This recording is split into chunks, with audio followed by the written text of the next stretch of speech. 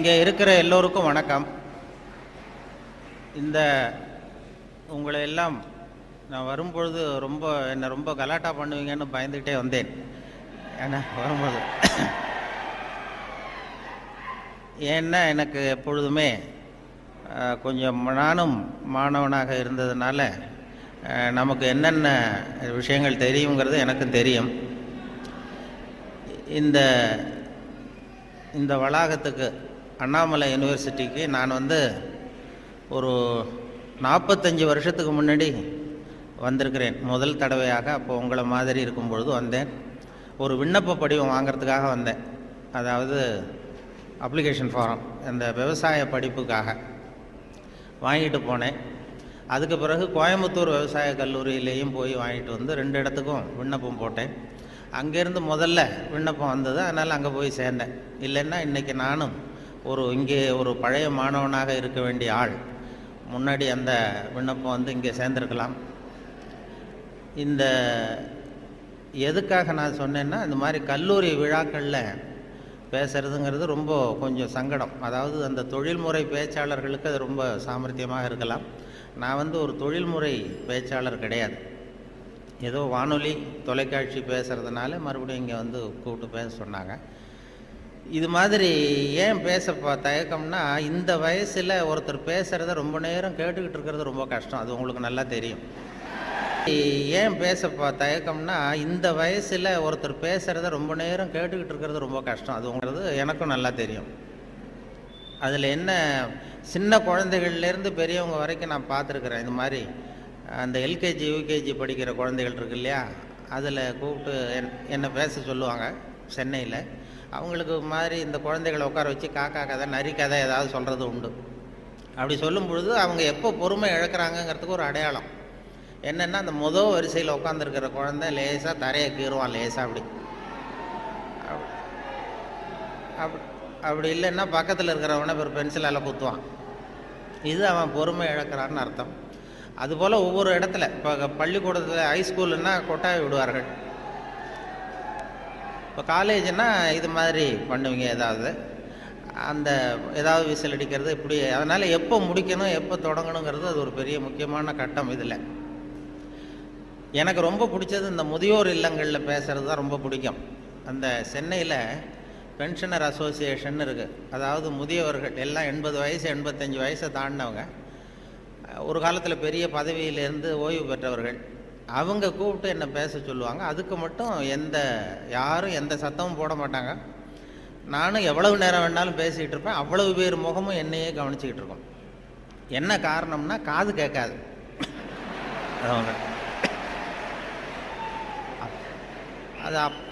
அதனால் அப்படி இருந்தால் அமைதியாக இருக்கலாம், இல்லைன்னா இப்படி. அதனால் இது ஒரு சத்தம்ங்கிறது நம்ம நல்ல ஆக்டிவாக இருக்கிறோங்கிறதுக்கு ஒரு அடையாளம். நான் அதனால் இதில் என்ன பேசுறது எப்படி பேசுறதுங்கிறத பற்றி வரும்பொழுது சொன்னார்கள். நீங்கள் இது மாதிரி பேச்சாளர்கள் சில பேர் கேட்டுக்கிறது உண்டு, நான் எவ்வளோ நேரம் பேசணும்னு நினைக்கிறீங்க அப்படின்னு. அந்த ஆர்கனைசரை அவங்க சொல்லுவாங்க, நீங்கள் எவ்வளோ நேரம் வேணாலும் பேசுங்க சார், நாங்கள் 10 நிமிஷத்துக்கு மேலே உட்காந்துருக்க மாட்டோம் அப்படின்னு சொல்லுகிறவர்கள் உண்டு. இங்கே வரும்பொழுது கேட்டேன், ஒரு மணி நேரத்துக்கு குறையாம 3.25 மணி நேரம் பேசணும், அது வரைக்கும் நாங்கள் தாக்கு பிடிப்போம்னு சில பேர் சொன்னாங்க. அது எப்படின்னு சொல்ல முடியாது. இங்கே வரும்பொழுதே ஏதோ உங்கள் பல் கோளரங்கத்துக்கு அவசியம் வாருங்கள்னு ஒரு போர்டு வச்சுருந்தீங்க. இங்கே அண்ணாமலை யூனிவர்சிட்டி வரும்பொழுது வழியில் பார்த்தேன். உங்கள் பல்லாண்டு காலம் பாதுகாப்பாக இருக்கணுமா அப்படின்னா எங்கள் பல் கோளரங்கத்துக்கு வாங்கோ அப்படின்னு விளம்பரம். அது நான் உடனே பயந்துட்டேன். பத்திரமா இருக்கணும்னா மரியாதையாக வந்துருங்க, இல்லைன்னா பல்ல உடச்சிருவேங்கிறது மாதிரி இருக்குது. நல்லா பாதுகாப்பாகணும், அவசியம் வாங்கணும்னு கூப்பிடுறது மாதிரி, ஏதோ அன்பாக கூப்பிடுறது மாதிரி மிரட்டுறதாக அதை உணர்ந்தேன். உங்களையெல்லாம் பார்க்கும்பொழுது எனக்கு என்னுடைய அந்த பழைய காலம்தான். கோயம்புத்தூர் விவசாய கல்லூரியில் போய் சேர்ந்தது. அப்போ தான் இந்த இந்திய எதிர்ப்பு போராட்டம் பெரிய பிரபலமாக நடந்த 65. அப்போ கோயம்புத்தூரில் நாங்கள் அங்கே அப்போ படிச்சுக்கிட்டு இருந்த நேரம் அது, அந்த காலம். அப்போல்லாம் இந்த ரேகிங் அதுவும் ஒரு பெரிய விஷயமா இருந்தது அப்போல்லாம். இப்போலாம் அது ஒரு பெரிய கட்டுப்பாட்டுக்கு வந்துருக்கு. நான் போய் முதல்ல சேர்ந்ததுமே விவசாய கல்லூரியில் கோயம்புத்தூரில் ஒரு சீனியர் மாணவர்கள் 2-3 பேர் வந்தாங்க. இங்கே கூப்பிட்டு போய் தனியாக அவங்க ரூமுக்கு அழைச்சிட்டு போய் நாங்கள் வந்து ஒன்றும் கலாட்டா பண்ண மாட்டோம், ஒன்றும் கேலி பண்ண மாட்டோம். ஆனால் நாங்கள் வந்து எங்களுடைய ரேங்கிங்கில் ஒரு நாகரிகம் இருக்கும். அதனால் நாங்கள் சொல்கிறத நீ செஞ்சுட்டீங்கன்னா வேறு ஒன்றும் உன்னை தொந்தரவு பண்ண மாட்டோம் அப்படின்னு என்னை பிடிச்சி எடுத்துகிட்டு போனாங்க. நான் அப்பா தினமாக போனேன். என்ன சார் செய்யணும்னு கேட்டேன். அந்த சீனியர் ஸ்டூடெண்ட்ஸ் என்ன சொன்னாங்கன்னா, நாங்கள் வந்து கொஞ்சம் பழைய துணியெலாம் வச்சுருக்குறோம், சலவைக்கு போட வேண்டியது. அது அங்கே போய் சலவை கடையில் எங்களுக்காக இதை கொண்டு போய் நீ போட்டுட்டு வரணும், அவ்வளோதான், வேறு ஒன்றும் இல்லை அப்படின்னாங்க. பரவாயில்ல, இவ்வளவு நாகரிகமான ஒரு ரேக்கிங் நடக்குதே அப்படின்னு சொல்லி, இதை எங்கே சார் போடணும், நான் போட்டுறேன், செலவு கடை எங்கே இருக்குன்னா அதுவும் தெரியுது பாரு அப்படின்னு சொல்லி சொன்னாங்க. உடனே அவங்க பழைய துணியெல்லாம் மூட்டை கட்டி கொண்டு போய் அப்படியே போட்டு நீ ரூமுக்கு போகலாம்ப்பா, வேறு ஒன்றும் நாங்கள் ஒன்றும் பண்ண மாட்டோம்ட்டாங்க. நான் இந்த பழைய துணியை தூக்கிட்டு போய் அங்கே கதவை தட்டி திறந்து விட்ற வெளில வந்தார். இந்தாங்க சார் என்னென்னு கேட்டபோது, இது பழைய துணி சலவைக்காக போட வந்தேன் அப்படின்னேன். யார் கொடுத்தது அப்படின்னு கேட்டார். அந்த பழைய மாணவர்கள், அந்த சீனியர் ஸ்டூடெண்ட்ஸு கொடுத்தாங்கன்னு. கவலைப்படாத, நீ இங்கே வச்சுட்டு போ, நான் பார்த்துக்கிறேன், நான் தான் வார்டன். இது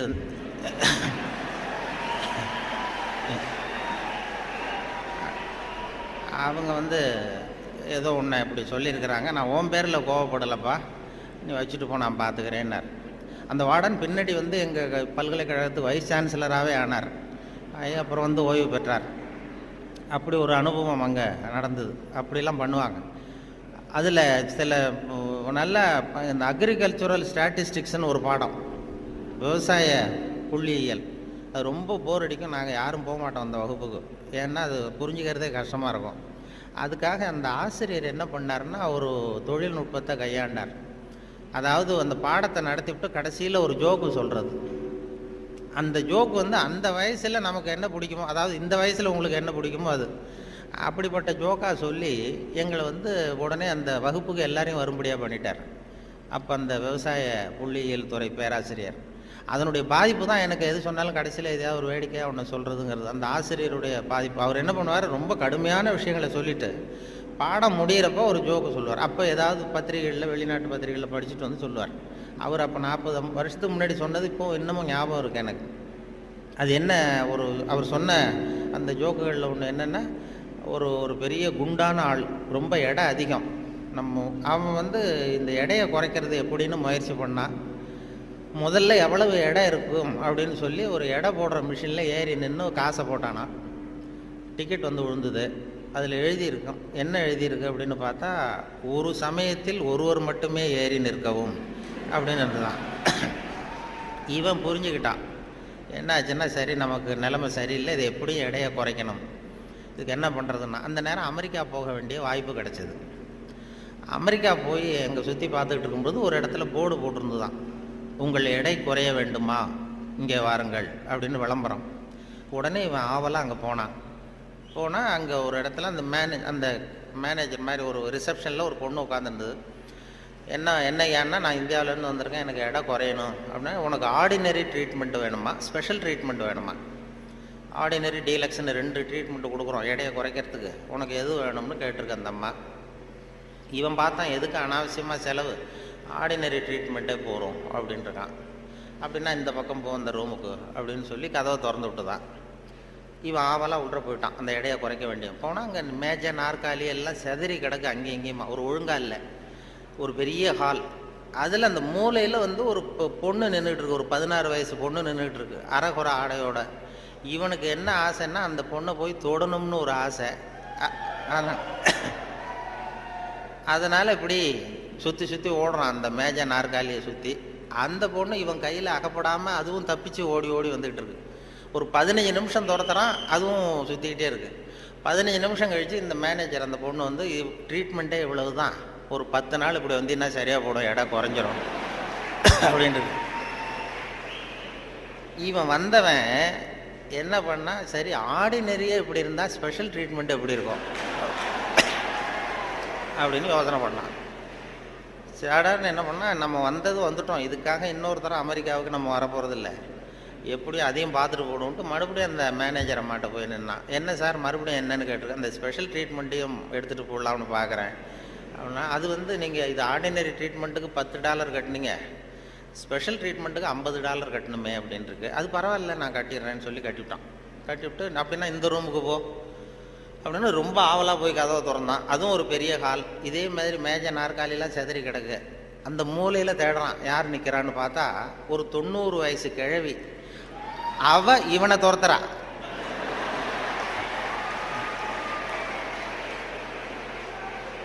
இவன் தப்பிச்சா போறோம்னு சுற்றி சுற்றி ஓடி வரான். சுற்றி வந்து வெளியில் வந்து விறுவிறுக்க ஓடி வந்து போகிறோம் சார் அப்படின்னா, இது ஒரு 4 நாள்லேயே சரியாக போடுங்க உங்களுக்கு அப்படின்ட்டு வந்துட்டான்.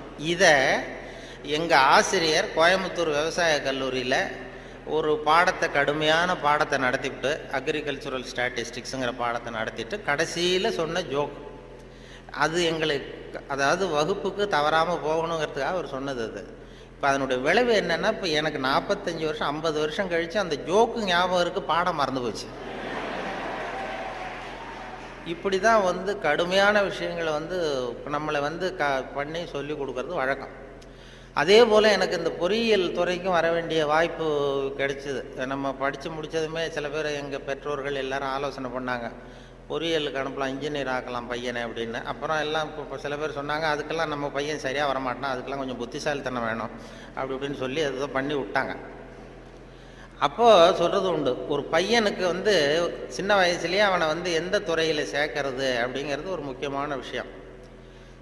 ஒரு அம்மாவுக்கு தன்னுடைய பையனை எதில், இன்ஜினியரிங் காலேஜில் சேர்க்கணும்னு ஆசை. எந்த துறையில் சேர்க்கறது, சிவில் இன்ஜினியர் ஆக்கலாமா, மெக்கானிக்கல் இன்ஜினியர் ஆக்கலாமா, அதை வந்து அல்லது எலக்ட்ரிக்கல் இன்ஜினியர் ஆக்கலாமா அப்படின்னு ஒரு அம்மாவுக்கு ஆசை. அப்போ எல்லா துறையும் இருக்கீங்கன்னு அர்த்தம். இந்த பையனை எந்த துறையில் சேர்க்கறது அம்மாவுக்கு முடிவு பண்ண முடியல, அப்பாவாலேயும் ஒன்றும் சொல்ல முடியல. உடனே இவர் என்ன பண்ணார், பையனை அழைச்சிட்டு ஒரு மனோதத்துவ டாக்டர்கிட்ட போனார். ஒரு உளவியல் டாக்டர்கிட்ட போய், சைக்கியாட்ரிஸ்ட், இது மாதிரி என்னம்மா விஷயம்னு கேட்டிருக்காரு அந்த டாக்டர். ஒன்றும் இல்லை சார், என் பையனை வந்து மேற்கொண்டு படிப்புக்கு சேர்க்கணும், இன்ஜினியரிங் காலேஜில் சேர்க்கணும். சிவில் இன்ஜினியர் தேவலாமா, மெக்கானிக்கல் இன்ஜினியரா, எலக்ட்ரிக்கல் இன்ஜினியரா, எது இவனுடைய சுபாவத்துக்கு தகுந்தாப்புல நீங்கள் வந்து ஒரு துறையை சொன்னீங்கன்னா அது ஈஸியாக இருக்கும் படிக்கிறதுக்கு. அதுதான் உங்களை மன ரீதியாக நீங்கள் ஆராய்ச்சி பண்ணி சொல்லுங்கன்னு அழைச்சிட்டு வந்துருக்கு. இது ஒன்றும் கஷ்டம் இல்லைம்மா, ஈஸியாக கண்டுபிடிச்சிடலாம் அப்படின்னு அந்த டாக்டர். உடனே அந்த பையனை கூப்பிட்டு, என்னப்பா நல்லா இருக்கே அப்படின்னு தட்டி கொடுத்தார். சின்ன பையன், பொடியன். இவனுடைய சுபாவம் என்னங்கிறத நான் ஈஸியாக கண்டுபிடிச்சி சொல்லிடுறேன், அதுக்கு தகுந்தாப்புல இப்போ இருந்தே சொல்லி கொடுத்து நீங்கள் பழக்கி கொண்டு வரலாம் அப்படின்னு சொல்லிட்டு ஒரு நர்ஸை கூப்பிட்டார். நர்ஸ்னு தான் அந்த அம்மா வந்தது. இந்த பாரு, இது மாதிரி ஒரு மேஜையில் ஒரு சுத்தியல் கொண்டு வந்து வை, ஒரு கொரடு கொண்டு வந்து வை, ஒரு ஸ்க்ரூ டிரைவரை கொண்டு வந்து வை. இந்த பையனை அப்படி கொண்டு வந்து விடுவோம். இவன் சுத்தியலை போய் தொட்டான்னு எடுத்தான்னா ஆசையாக ஏதாவது ஒன்று எடுப்பான். சுத்தியல் எடுத்தான்னா சிவில் இன்ஜினியருக்கு படிக்க வச்சுருவோம், கொரடை எடுத்தான்னா மெக்கானிக்கல் இன்ஜினியருக்கு படிக்க வச்சுருவோம், ஸ்க்ரூ டிரைவர் எடுத்தான்னா எலக்ட்ரிக்கல் இன்ஜினியர் படிக்க வச்சுருவோம். இது அவனுடைய சுபாவத்தை கண்டுபிடிக்கிறது சுலபமான வழி அப்படின்னு டாக்டர் சொல்லிட்டார். ரொம்ப ஈஸியாக அந்த நர்ஸு கொண்டு வந்து ஒரு கொரடு, ஒரு சுத்தியல், கொரடு, ஸ்க்ரூ டிரைவர் வச்சுட்டு அப்படி ஒதுங்கி நின்றுது. பையனை கொண்டு வந்து விட்டாங்க. பையன் என்ன பண்ணான், நேராக போய் அந்த நர்ஸை கட்டி பிடிச்சிக்கிட்டான்.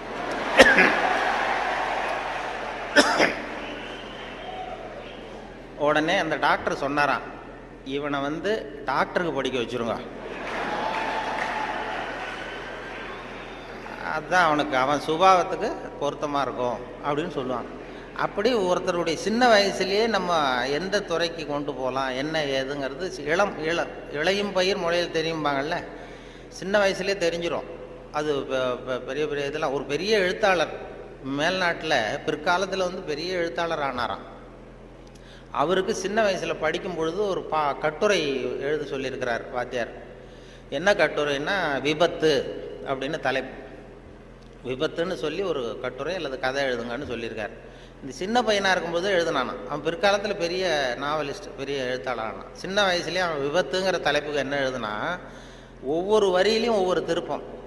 அதாவது ஒரு 10வது மாடியில் ஒருத்தன் வெள்ளை அடிச்சுக்கிட்டு இருந்தான் அப்படின்னு எழுதுறான். 10வது மாடியில் வெளிப்பக்கமாக நின்றுக்கிட்டு ஒருத்தன் வெள்ளை அடிச்சுக்கிட்டு இருந்தான்.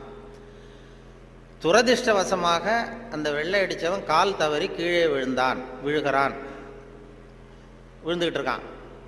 அதிர்ஷ்டவசமாக அந்த நேரம் சாலையில் ஒரு வைக்கோல் வண்டி வந்து கொண்டிருந்தது. அடுத்த வரி. அடுத்தது, துரதிர்ஷ்டவசமாக அந்த வைக்கோலின் நடுவே ஒரு கடப்பாரை சொருகியிருந்தார்கள். அதிர்ஷ்டவசமாக இவன் அந்த கடப்பாறையில் விழவில்லை, துரதிர்ஷ்டவசமாக அவன் வைக்கோலிலும் விழாமல் தரையில் விழுந்து செத்து போட்டான் அப்படின்னு. இந்த ஆள் இதை எழுதினவன் பிற்காலத்தில் பெரிய எழுத்தாளர் ஆகிட்டாரான், பெரிய இதாகி. அப்படி சுபாவம் சின்ன வயசுலேயே தெரியும் யார் யாருக்கு என்ன அப்படின்னு சொல்லி. நமக்கெல்லாம் அது இப்போ நம்ம ஆசிரியர்களுக்கே சில சுபாவங்கள் உண்டு. அது உங்களுக்கெல்லாம் தெரிஞ்ச விஷயமா இருக்கும். ஒவ்வொரு அவங்கவுங்க துறை சம்மந்தப்பட்ட இதாக இருக்கும். அதாவது ஒரு 3 பேராசிரியர்கள் ஒரு ஊருக்கு போனாங்க. ஒரு பெரிய பல்கலைக்கழகத்தில் இது மாதிரி பேசுறதுக்கு 3 துறை பேராசிரியர்கள் போனாங்க. ஒரு உடற்பயிற்சி ஆசிரியர், ஒரு ஃபிசிக்ஸ் பேராசிரியர், ஒரு கணக்கு வாத்தியார், 3 பேரும் போனாங்க. கணித பேராசிரியர் இது மாதிரி ஒரு விழாவில் பேசி முடித்ததும் கொண்டு போய் கெஸ்ட் ஹவுஸில் 3 பேரையும் தங்க வச்சாங்க. நாளைக்கு மறுநாள் அவங்க ஊருக்கு போகணும். இது மாதிரி விழாவில் கலந்துக்கிட்டு முடிஞ்சதும் கணித பேராசிரியருக்கு ஒரு ரூம், இவருக்கு அந்த ஃபிசிக்ஸ் பேராசிரியருக்கு ஒரு ரூமு, உடற்பயிற்சி ஆசிரியருக்கு ஒரு ரூம் போட்டு கொடுத்தாச்சு. இது மேல்நாட்டில் நடந்தது. அதனால் என்னென்னா அவங்களுக்கு அந்த ஆகாரம்லாம் டப்பாவிலே வச்சுருக்குறாங்க. அந்த டப்பாவில் டின்னு ஃபுட்டுங்கிறாங்கல்ல, அது மாதிரி டின்னில் அடைச்சி அவங்க ரூமில் வேண்டிய ஆகாரம்லாம் வச்சு கொடுத்துட்டாங்க. கொண்டு போய் விட்டு வந்துட்டாங்க. அந்த வந்துட்டு மறுநாள் காலையில் எழுந்திரிச்சார் இந்த ஆர்கனைசர். அப்போ தான் அவருக்கு அப்படியே பதறி போயிட்டார். ராத்திரி அந்த 3 பேராசிரியர்களுக்கும் 3 டப்பாவில் உணவு கொடுத்தோம், ஆகாரம். அதை திறக்கிறதுக்கான கருவியை கொடுக்காம வந்துட்டோம். திறக்கிறதுக்கு ஒரு பொருள் அது இல்லாமல் கொடுத்தோம். எப்படி அவங்க டப்பாவை திறந்தாங்களா சாப்பிட்டாங்களா என்னன்னு தெரியல அப்படின்னு இவர் பதறி போய் விடிஞ்சதும் ஓடுறாரு விழுந்தடிச்சு. இந்த வரவேற்ற ஓடி போய் முதல்ல அந்த உடற்பயிற்சி ஆசிரியர் கதவை திறந்தாராம். ரூமை திறந்தா அவர் நிம்மதியாக தூங்கிட்டு இருக்காரு. டப்பா திறந்து கிடக்கு, சாப்பிட்டுட்டு நிம்மதியாக தூங்கிட்டு இருக்காரு. உடனே இவர் போய் தட்டி எழுப்பி, எப்படி சார் அந்த டப்பாவை திறந்தீங்க, அந்த இதை கொடுக்கலையே நாங்கள் உங்களுக்கு அப்படின்னு. இது என்ன சார், உடல் பலம் தான் சார் முக்கியம், டப்பாவை பலம் ஓங்கி கீழே அடித்தேன் திறந்துட்டுது, அது என்ன பெரிய காரியம் அப்படின்னு சொல்லி உடற்பயிற்சி செஞ்சுட்டேன், அதனால் சாப்பிட்டேன் இருக்கார். பரவாயில்ல சார் அப்படின்னு சொல்லி அடுத்த ரூமுக்கு ஓடி இருக்கார். அங்கே ஃபிசிக்ஸ் வாத்தியார் உட்காந்துருக்கார். அவரும் அதே மாதிரி நிம்மதியாக தூங்கியிருக்காரு. இது டப்பா திறந்து கிடக்கு. போய் திறந்து, எப்படி சார் திறந்தீங்க நீங்கள் டப்பாவை அப்படின்னா, அது என்ன சார், எந்த இடத்துல ப்ரெஷர் கொடுக்கணும்னு எனக்கு தெரியும், அந்த இடத்துல அழுத்தினா திறந்துட்டுது டப்பா, அது நமக்கு டெக்னிக்கு வந்தது தானே அப்படின்னு அந்த திறந்து சாப்பிட்டேன்ட்டார். இவர் அப்பாடா நிம்மதியாக போச்சு. அடுத்தது கணக்கு வாத்தியார் ரூமுக்கு ஓடினார். அங்கே போனால் அவர் தூங்கவும் இல்லை, டப்பாவும் திறக்கலை, மூடியே இருக்கு. என்ன பண்ணுறீங்க அப்படின்னு சொல்லி அந்த கணக்கு ஏதோ ஒரு எழுதிட்டு இருக்காரு பேப்பரில். கணக்கு வாத்தியார், என்ன சார் பண்ணிட்டு இருக்கீங்க அப்படின்னு கேட்டிருக்காரு. அவர் ஒன்றும் இல்லை, அஸ்யூம் தி டப்பா இஸ் ஓப்பன் அப்படின்னு சொல்லி மேற்கொண்டு கணக்கு போட்டுக்கிட்டு இருக்காரு சார் அப்படின்னாராம். இது ஒவ்வொருத்தருக்கும் ஒரு சுபாவங்கிறது அது இயல்பாக அமையிறது. ஆசிரியர்களுக்கு எல்லாருக்குமே அப்படி அமையிறது. என்னோட படித்தவர்கள் இன்னைக்கு பல பேர், இப்போ ஒருத்தன் தான் சின்ன வயசில் ஒரு பையன் ஜானகிராமன் ஒருத்தன் பக்கத்தில் என்ன பென்சிலாலேயே குத்திக்கிட்டு இருப்பான். இன்னைக்கு அவன் கும்பகோணத்தில் இன்னைக்கு பெரிய டாக்டர், எல்லாருக்கும் ஊசி போட்டுக்கிட்டான். அப்படி சின்ன வயசுலேயே சுபாவம், அங்கே யார் யார் எப்படி வருவாங்க அப்படின்னு தெரியும். அவங்களுடைய அந்த படிக்கும் பொழுதே அந்த இது தெரியும். என்னோட படித்தவர்கள் நிறைய பேர் அது மாதிரி ஒவ்வொரு துறையில் வந்திருக்கிறாங்க. சில பேர் இந்த நான் சொன்னது மாதிரி மேல்நாட்டில் ஒரு பெரிய பிரபலமான வக்கீல். அந்த வக்கீல் சின்ன வயசு அவர்கிட்ட வாதாடுறதுக்கு எல்லாரும் பயப்படுவாங்களாம். அந்த வக்கீல் சின்ன வயசில் எப்படி இருந்தான் அப்படின்னு சொல்லி அவங்க அம்மா சொல்லியிருக்கிறாங்க ஒரு பேட்டியில். அவங்க இந்த பையன் இவன் சின்ன வயசுலேயே வருங்காலத்தில் பெரிய வக்கீல் ஆகிடுவான்னு எனக்கு தெரியும் அப்படின்னு சொல்லியிருக்கிறாங்க. என்ன பண்ணான்னா, அப்பா பேப்பர் படிச்சுட்டு உட்காந்துருக்காரு, அம்மா சமயக்கட்டில் இருக்கிறாங்க. இவன் பையன் அவன் ரூமில் இங்கே ஏதோ பண்ணிகிட்டு இருக்கான். ஒரு பூனை வீல்னு கத்திக்கிட்டு இருக்கு. அம்மா கதறிக்கிட்டு இருக்க ஒரு பூனை. உடனே அம்மாவுக்கு புரிஞ்சு போச்சு, டேய் அந்த பூனை வாழை பிடிச்சி இழுக்காதரா அப்படின்னு கத்திருக்கு அந்த அம்மா. பூனை வாழை பிடிச்சி இழுக்காதரன்னு. ஆமாம், இங்கேயும் சில பூனைகள் இருக்கு, அது வாழை யாரும் பிடிச்சி இழுத்துறாதீங்க. அது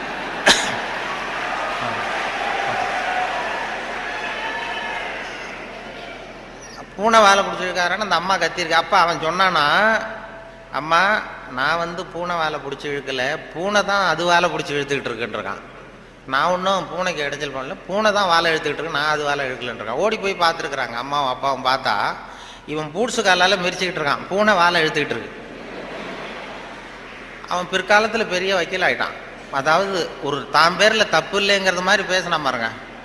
அவங்க அம்மா வந்து சொல்லியிருக்கு. இப்படி அது சின்ன வயசில் அவங்கவுங்களுக்கு அந்த இது இருக்கும். சில பேருக்கு ஆராய்ச்சி விஞ்ஞான மனோபாவம் வந்துடும். விஞ்ஞானம் சில பேர் சின்ன வயசுலேயே ஒருத்தன் மூஞ்சில் ஒருத்தன் குத்திட்டு இருப்பான்.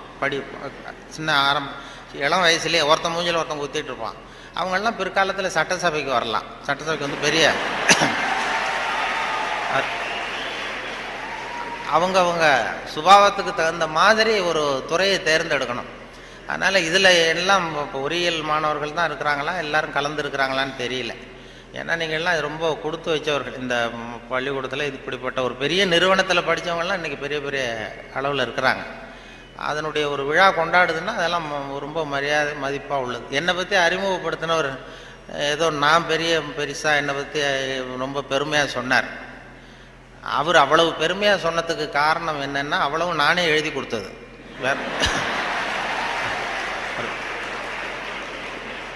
அது ஏன்னா வந்ததுமே ஒரு பேப்பரை கொடுத்து அந்த கெஸ்ட் ஹவுஸுக்கு போகும்பொழுது ஒரு 2 பேப்பரை கொடுத்து உன்னை பற்றி எழுதிட்டு வான்னு சொல்லி கொடுத்து அனுப்புனார். உடனே எழுதிட்டு வந்து கொடுத்தேன். அப்படியே படித்தார். அது இவ்வளவு தூரம் விடாமல் சொல்லுவார்னு தெரிஞ்சுருந்தா இன்னும் கூட எழுதி கொடுத்துருக்கலாம் கொஞ்சம்.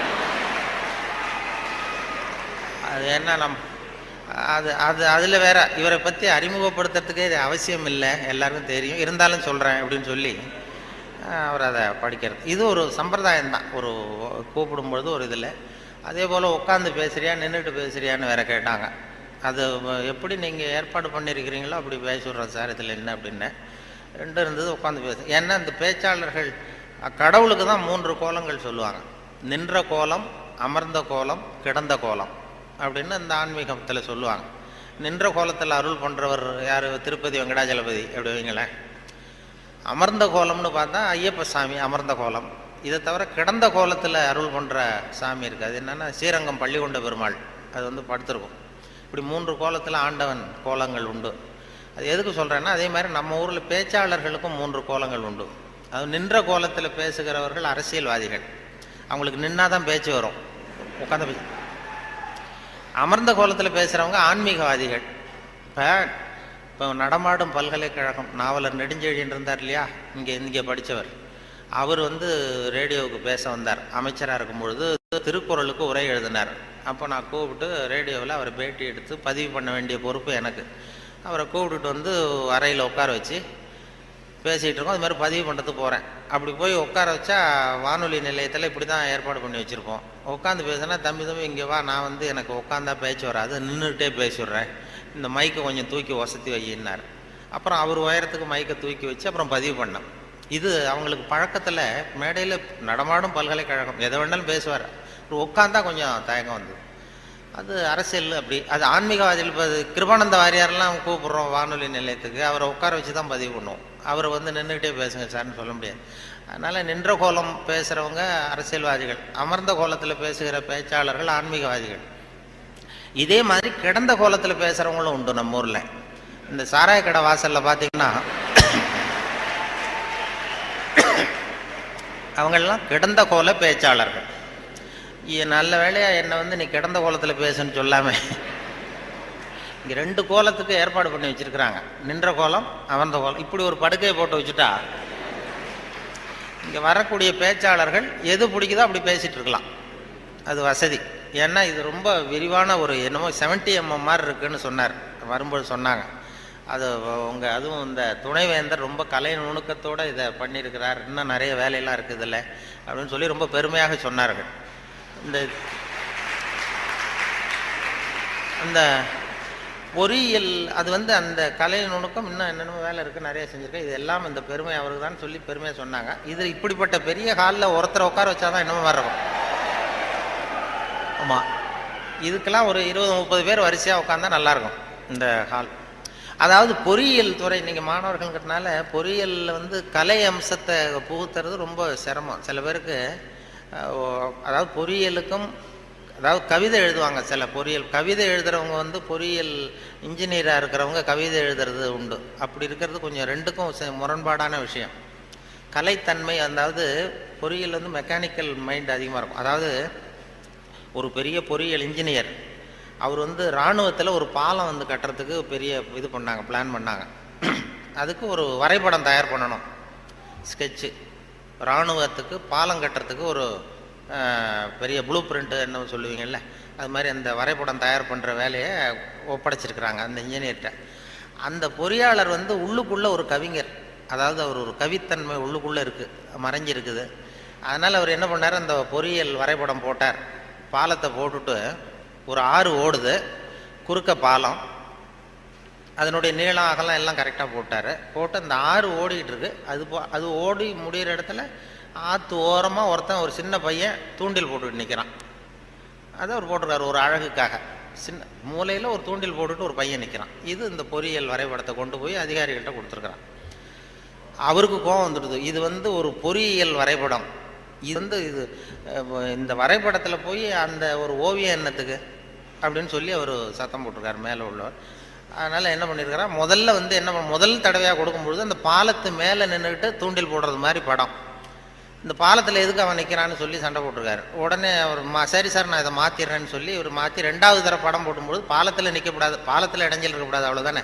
பாலத்தை சரியாக போட்டு மூலையில் கொண்டு போய் தூண்டில் போட்டு நிற்கிறான். மறுபடியும் கூப்பிட்டு அவன் படமே இருக்கக்கூடாது இந்த இதில், இந்த வரைபடம் மட்டும்தான் இருக்கணும் போடுன்னார். உடனே இவன் வந்து பாலம் போட்டான், 6 பாலம் சரியாக போட்டுட்டு இந்த மூலையில் பார்த்தா அவன் நிற்கிற இடத்துல அவன் இல்லை. அந்த இடத்துல சின்ன ஒரு கல்லறை, இந்த சிறுவன் இங்கேயே புதைக்கப்பட்டிருக்கிறான் அப்படின்னு எழுதிட்டான். அதாவது அந்த உள்ளுக்குள்ளே இருக்கிற அந்த கவிஞனை ஒன்றும் பண்ண முடியாது. சில பொறியியல் படிக்கிற மாணவர்கள் நீங்கள் நிறைய பேர் கவிதை எழுதலாம், அது எப்படியாவது வெளியில் வந்துக்கிட்டு தான் இருக்கும். அது வந்து பியூராக அந்த வரைபடத்தில் கூட அவனை மறைக்க முடியல பாருங்கள், அப்படி இருக்கும். அது மாதிரி சொல்கிறது உண்டு அவங்கவுங்க அந்த இதில். அதனால் இந்த பேச்சு, இந்த சொன்னார்கள், இந்த நகைச்சுவை உணர்வுங்கிறது ரொம்ப அவசியம், அதை பற்றி சொல்லணும் போகணும் வரணும்னு சொல்லி சொன்னாங்க. நகைச்சுவை உணர்வுங்கிறது நமக்கு சின்ன வயசுலேருந்து நாம் பிறந்து 6 வாரத்தில் தான் சிரிக்க ஆரம்பிக்கிறோமா. ஒரு குழந்தை பிறந்து 6வது வாரம் தான் சிரிக்க ஆரம்பிக்கும். ஒரு கிளுகிழுப்பை கொண்டு போய் குழந்தை முகத்துக்கிட்ட ஆட்டினா சிரிக்குது, அதே கிளுகிழுப்பை ஒரு தாத்தா முகத்துக்கிட்ட ஆட்டுங்க கோவம் வந்துடும், குச்சி கிச்சிருந்தா எடுத்து அடிச்சிருவார். ஏன்னா அப்படி இருந்தவர் அப்படி ஆயிட்டார். ஒரு காலத்தில் அப்படி இருந்தவர் அப்படி சின்ன வயசில் ஒரு கிளுகிழுப்ப சத்தத்துக்கு சிரித்தவர் அதே சத்தத்துக்கு டென்ஷன் ஆகிறாருன்னா அப்படி தான் மனுஷனுடைய வாழ்க்கை வீணாக போகுது. அந்த இயல்பு தன்மை மாறாமல் இருக்கணுமா அந்த சிரிப்பு தன்மை வந்து. ஆனால் சிரிப்புங்கிறது ஒரு பாவமான செயல்னு காலங்காலமாக போதிக்கப்பட்டு வந்திருக்கிறோம். எப்படி போதிக்கப்பட்டு வந்திருக்கிறோம்னா, ஒரு முதலாளிக்கு முன்னாடி தொழிலாளி சிரித்தா மரியாதை குறைச்சால், ஒரு ஆஃபீஸருக்கு முன்னாடி பியூனு சிரித்தா மரியாதை குறைச்சால், இப்படி சொல்லி சொல்லி சிரிப்புங்கிறது எதுவும் மரியாதை குறைவான செயல்னு காலங்காலமாக போதிக்கப்பட்டு வந்து இப்போ சிரிப்பு தன்மை வந்து சிறைப்பட்டு போச்சான் நம்ம உடம்புக்குள்ளே. இந்த சிறைப்பட்டிருக்கிற சிரிப்பை வெளியில் கொண்டு வர்றதுக்கு தான் ஜோக்குன்னு ஒரு சாவியை போட வேண்டியிருக்கு. வேறு ஜோக்குக்கும் சிரிப்புக்கும் சம்மந்தமே இல்லை, அது ஒரு சாவியாக உபயோகப்படுது. ஏற்கனவே இருக்கிற இயல்பு தன்மையை வெளியில் கொண்டு வர்றது. அந்த குழந்தை தன்மையோடு இருக்கணும், குழந்தைத்தனம் தான் இருக்கக்கூடாதே தவிர அந்த குழந்தைத்தன்மை கடைசி வரைக்கும் நமக்கு நீடிச்சதுன்னா ஹார்ட் அட்டாக் வராது. குழந்தைத்தன்மை வேறு, குழந்தைத்தனம் வேறு. குழந்தைத்தன்மை பெரிய வயசானா கூட குழந்தைத்தன்மையோடு இருக்கலாம். இப்போ ஒரு அம்மா வந்து ஒரு பிள்ளைய எழுப்பிச்சான், தட்டி எழுப்பியிருக்கு காலையில் விடிய காலம். அம்மா வந்து எழுந்துடுறா காலேஜுக்கு நேரம் ஆயிட்டுது அப்படின்னு எழுப்பிச்சான். அந்த புள்ள இழுத்து போத்திட்டு நான் காலேஜுக்கு போக மாட்டேம்மா, எனக்கு போகிறதுக்கு பிடிக்கலன்னு இருக்கு. அந்த அம்மா விடலை, வயசான அம்மா, நீ போய் தாண்டா ஆகணும் அப்படின்ட்டுருக்கு. அந்த புள்ள எழுந்திரிச்சு உட்காந்து கேட்டிருக்கு, ஏம்மா என்னை வந்து ஏன் இப்படி தொந்தரவு பண்ணுற தூங்க விடாமல் அப்படின்ட்டுருக்கு. அப்போ அந்த அம்மா சொல்லிச்சான், நீ வந்து காலேஜுக்கு ஏன் போக மாட்டேங்கிற, அதுக்கு 2 காரணம் சொல்லு அப்படின்ட்டுருக்கு. அந்த அம்மா பிள்ளைய கேட்டிருக்கு, நீ காலேஜுக்கு ஏன் போக மாட்டேங்கிற 2 காரணம் சொல்லு. அப்போ அந்த பிள்ளை சொல்லிச்சான், ஏன் போக மாட்டேன்னா ஒரு காரணம் அங்கே இருக்கிற மாணவர்களுக்கெல்லாம் என்ன பிடிக்கல, பசங்களுக்கெல்லாம் என்ன பிடிக்கல. 2வது காரணம் அங்கே இருக்கிற வாத்தியார்களுக்கும் என்ன பிடிக்கல, ஆசிரியர்களுக்கும் பிடிக்கல, மாணவர்களுக்கும் பிடிக்கல, அதனால் நான் போக மாட்டேன் அப்படின்னு சொல்லி படுத்துட்டுது. அதுக்காக நீ வந்து போகாமல் இருக்கக்கூடாதா, காலேஜுக்கு போய் தான் ஆகணும்னு மறுபடியும் எழுப்புது அந்த அம்மா, வயசான அம்மா. அப்புறம் எழுந்திரிச்சு உட்காந்துக்கிட்டு அந்த புள்ள கேட்டு தான், என்ன எதுக்கு காலேஜுக்கு போகணும்னு நீ சொல்கிற, அதுக்கு 2 காரணம் சொல்லு அப்படின்ட்டு. அப்போ அந்த அம்மா சொல்லிச்சான், டே ஏன் சொல்கிறேன்னா, முதல் காரணம் உனக்கு வயசு 54, 2வது காரணம் நீ தான் பிரின்சிபால்.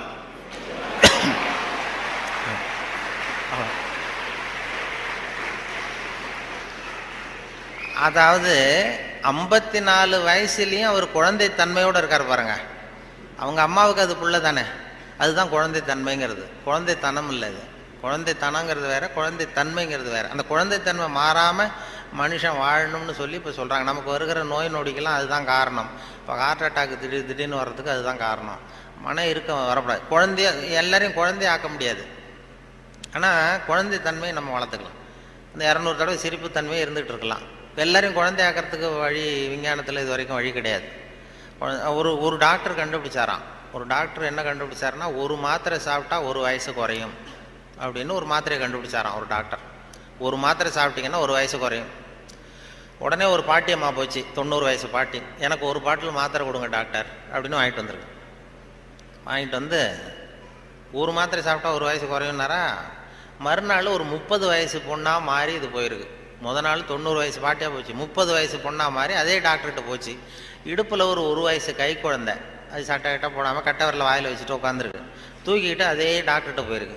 போனதும் அந்த டாக்டர்கிட்ட சொன்னேன், ஏம்மா வந்திருக்கேன்னு கேட்டார். ஒன்றும் இல்லை டாக்டர், நேற்று உங்ககிட்ட வந்தேன், மாத்திரை கேட்டேன், ஒரு மாத்திரை சாப்பிட்டா 1 வயசு குறையும். நீங்கள் நான் ஒரு பாட்டில் மாத்திரை வாங்கிட்டு போனேன், ஏதோ ஒரு ஆர்வத்தில் ஒரு 30-40 மாத்திரையை சேர்த்து சாப்பிட்டேன், அதனால் இப்படி ஐட்டம் பாருங்கள் அப்படின்ட்டு. டாக்டர் சொன்னார், இதுக்கு ஏமா வருத்தப்படுற, எல்லாரும் வயசு குறையணும்னு தான் நினைக்கிறாங்க, உனக்கு வயசு குறைஞ்சிட்டது, சந்தோஷப்படு, இதுக்கே மறுபடியும் என்னை தேடிட்டு வந்தேன். அப்போ இந்த அம்மா சொல்லிச்சான், என்னை பற்றி பரவாயில்ல டாக்டர், இடுப்பில் பாருங்கள் 1 வயசு கை குழந்தை, இது ரொம்ப ஆர்வத்தில் ஒரு 70-80 மாத்திரையை சாப்பிட்டுட்டுது, இது என் வீட்டுக்காரர்.